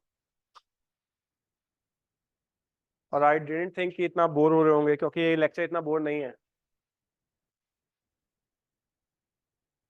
बोरियत वाली जो चीजें थी वो, जितने भी एक्ट वैक्ट थे वो लिखवा चुका हूं मैं आप लोगों को। Okay, so article 50 is bit important just because जितनी भी जुडिशरी की प्रोसीडिंग्स होंगी वो हमारे पास एग्जीक्यूटिव्स के पास, एग्जीक्यूटिव के समक्ष वो चीजों को नहीं रखा जाएगा, और जुडिशरी बिल्कुल सेपरेट बॉडी वर्क करेगी और एग्जीक्यूटिव्स बिल्कुल अलग तरीके से वर्क करेंगे। Here the word executives means legislature plus जो फर्दर एग्जीक्यूटिव्स होते हैं। लाइक लेजिस्लेचर हमारे पास हो गया, जो भी पार्लियामेंट में एमपीज बैठे होते हैं। एग्जीक्यूटिव्स हमारे पास हो गया पार्लियामेंट के अंदर बैठे हुए काउंसिल ऑफ मिनिस्टर्स, प्लस जितने भी हमारे पास गवर्नमेंट हाई क्लास एम्प्लॉयज हैं, तो वो चीज हमने एग्जीक्यूटिव्स में डाल दी है। इनसे जुडिशरी का कोई लेना देना नहीं होगा। जुडिशरी के पास खुद का फंड होगा, जुडिशरी के पास खुद का पेपर इंट्रोड्यूस कराने की अथॉरिटी होगी, और जुडिशरी ने जितना वर्डिक्ट दे दिया उसको आप चैलेंज नहीं करोगे कोर्ट में। So these are the provisions which was mention in constitution. ये कॉन्स्टिट्यूशन में अदरवाइज भी मेंशन है आगे जाकर, ठीक है, जुडिशरी में हम इस बात को पढ़ेंगे। बट यहाँ पर लिखा हुआ है कि कभी भी ऐसा होता है तो judiciary should be separated from state executives, ठीक है। गांगुली उपाध्याय जो अभी अभी रिसेंटली हमारे पास वेस्ट बंगाल में थे, उन्होंने अपना हाईकोर्ट से इस्तीफा दिया और सीधा बीजेपी की सीट पे एमपी के लिए लड़ने चले गए। क्या ये सही है? Okay, next debate. Ranjan Gogoi ji chief justice of India रह गए हैं, राम मंदिर का फैसला दिया, और आने वाले टाइम में वो राज्यसभा में मेंबर ऑफ पार्लियामेंट बन गए बीजेपी की सीट से। ये मैं आपके ऊपर छोड़ता हूँ, it's again question for the mains, but debatable है। आप राज्यसभा टीवी पे, जो कि अब संसद टीवी हो चुका है, डिबेट सुनिएगा। लॉयर्स ने बहुत अच्छे अच्छे पॉइंट्स दिए हैं कि उन्होंने एक कॉन्स्टिट्यूशनल पोस्ट छोड़ी है तभी उन्होंने दूसरी कॉन्स्टिट्यूशनल पोस्ट अप्लाई की है। That simply it's they respect this particular article, like separation of judiciary from executive. Earlier a judiciary, now executive, ठीक है। मेंस में कुछ इस तरीके से ही लिखना होता है आपको। Now next one is article 51, that is promotion of international security, international peace and security. हम अपने देश के साथ साथ बाकी देशों के लिए भी क्या पॉलिसीज बनाते हुए चलेंगे इट वॉज अ डायरेक्टिव।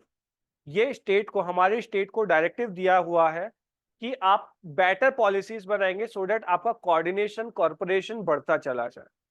ये सरकार को आदेश दिए हुए हैं कि आप अपने पीपल्स के लिए बेस्ट करेंगे, चाहे उसके लिए आपको किसी से भेजना ही पड़ जाए। सो इट वाज इन आर्टिकल 51। याद रखिएगा 51 आपसे क्वेश्चन में पूछा गया है। It's a PYQ, previous year question.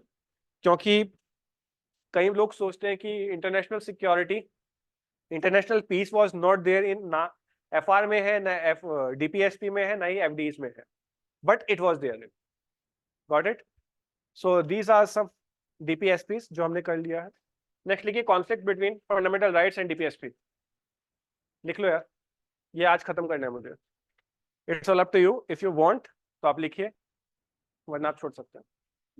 देखिए conflict between DPSP and FR. देखो मैं ज्यादा नहीं लिखवा रहा हूँ, बाय चांस अगर क्वेश्चन आ जाता है प्रीलिम्स में, बहुत ही दूर दराज वाला क्वेश्चन होगा ये, कोई और कैपेबल हो ना हो, आप लोगों को कैपेबल होना पड़ेगा। तो लिखिए in Champakam Dorairajan case, in Champakam Dorairajan versus state of Madras case, in Champakam Dorairajan versus state of Madras 1951 case,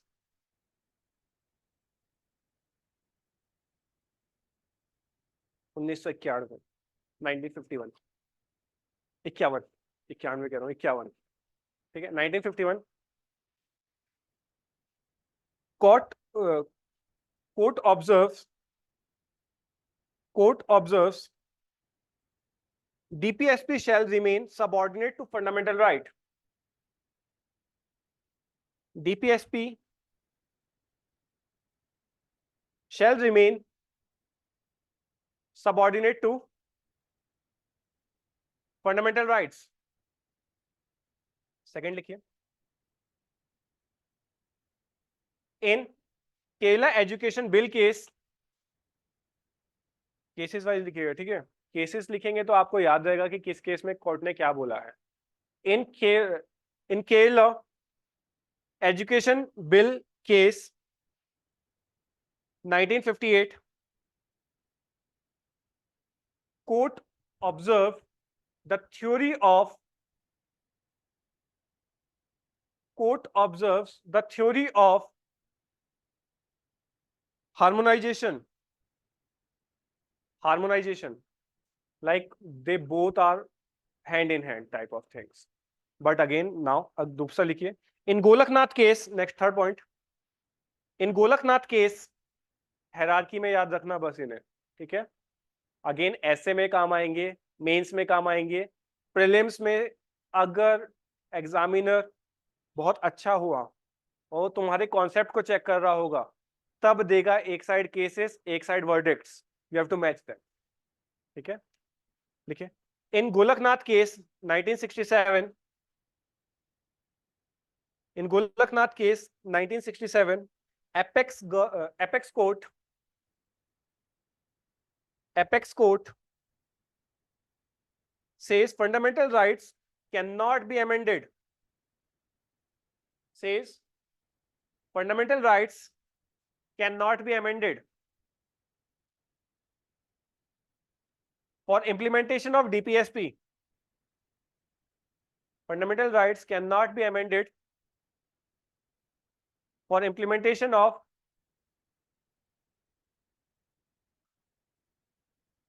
DPSP.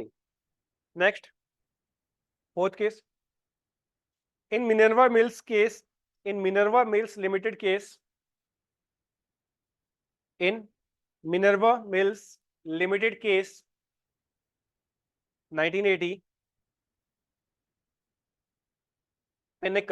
Pinnacle मतलब होता है सबसे ऊपर वाला, ठीक है? Pinnacle court, like again supreme court, okay? Sir year repeat करना please. 1980, 1980, pinnacle court observe that they are supplement to each other, supplementary, they are supplementary to each other.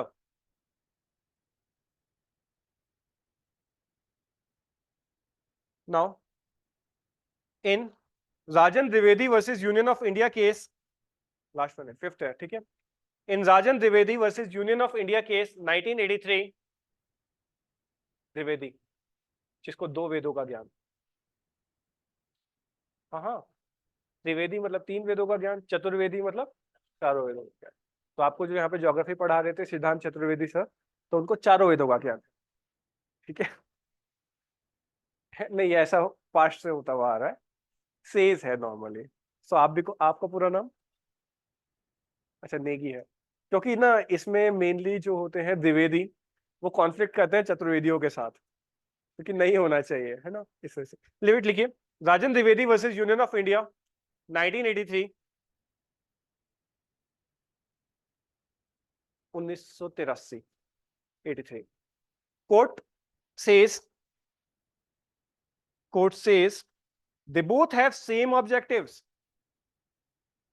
they both have same objectives as well as goals, like goal is the last one, objective is particular things that is gone for the goal, like goal ये है, like goal end है, तो objectives उसके means है, ठीक है। they have क्या बोला मैंने, both have same objectives and goals which is to establish welfare state, which is to establish welfare state। अब यहां पर वेलफेयर स्टेट का ब्रैकेट ओपन कीजिए, पॉलिटिकल, इकोनॉमिकल, सोशल तीनों लिखेंगे, गॉट इट।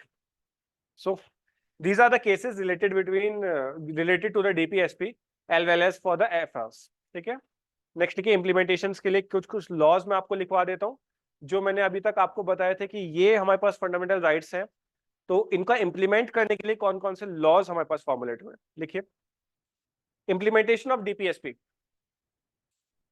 लास्ट है भाई, ज्यादा इसमें लगेगा नहीं, 12-15 पॉइंट नहीं है, 12-15 वर्ड है खाली, लिखिए। फर्स्ट वन इज, जैसे मैंने आपको बताया था, first is planning commission. Planning commission पता है, नीति केसी नियोगी कमेटी की रिकमेंडेशन से बना है। Second is NITI Aayog, NITI Aayog. And third one लिखिए, minimum wage act, minimum wage act.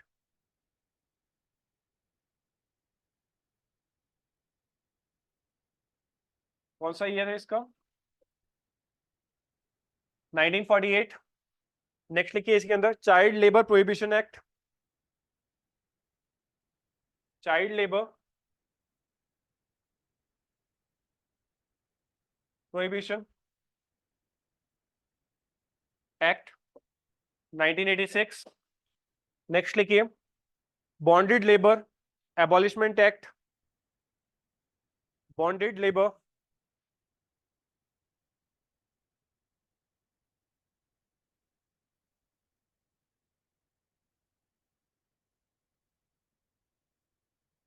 एबॉलिशमेंट act.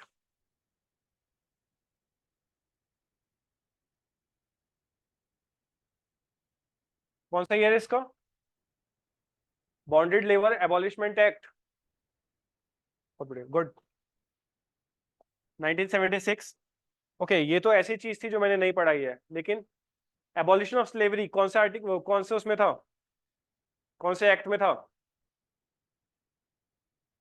Abolition of slavery किस चार्टर एक्ट में था, या किस गवर्नमेंट ऑफ इंडिया एक्ट में था, क्या किस रेगुलेटिंग एक्ट में था। देखो तो यहाँ तक आवाज भी नहीं आ रही अब, 1833। सब याद रखो यार, सही बोला, ठीक है, सब याद रखिए इस चीज को, ये question again again again and again पूछे जाते हैं। नेक्स्ट लिखिए, लीगल सर्विस अथॉरिटी,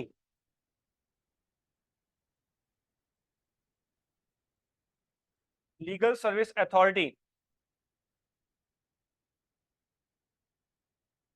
1987। नेक्स्ट लिखिए, passage of wild life, like wild life protection act, nothing but wild life protection act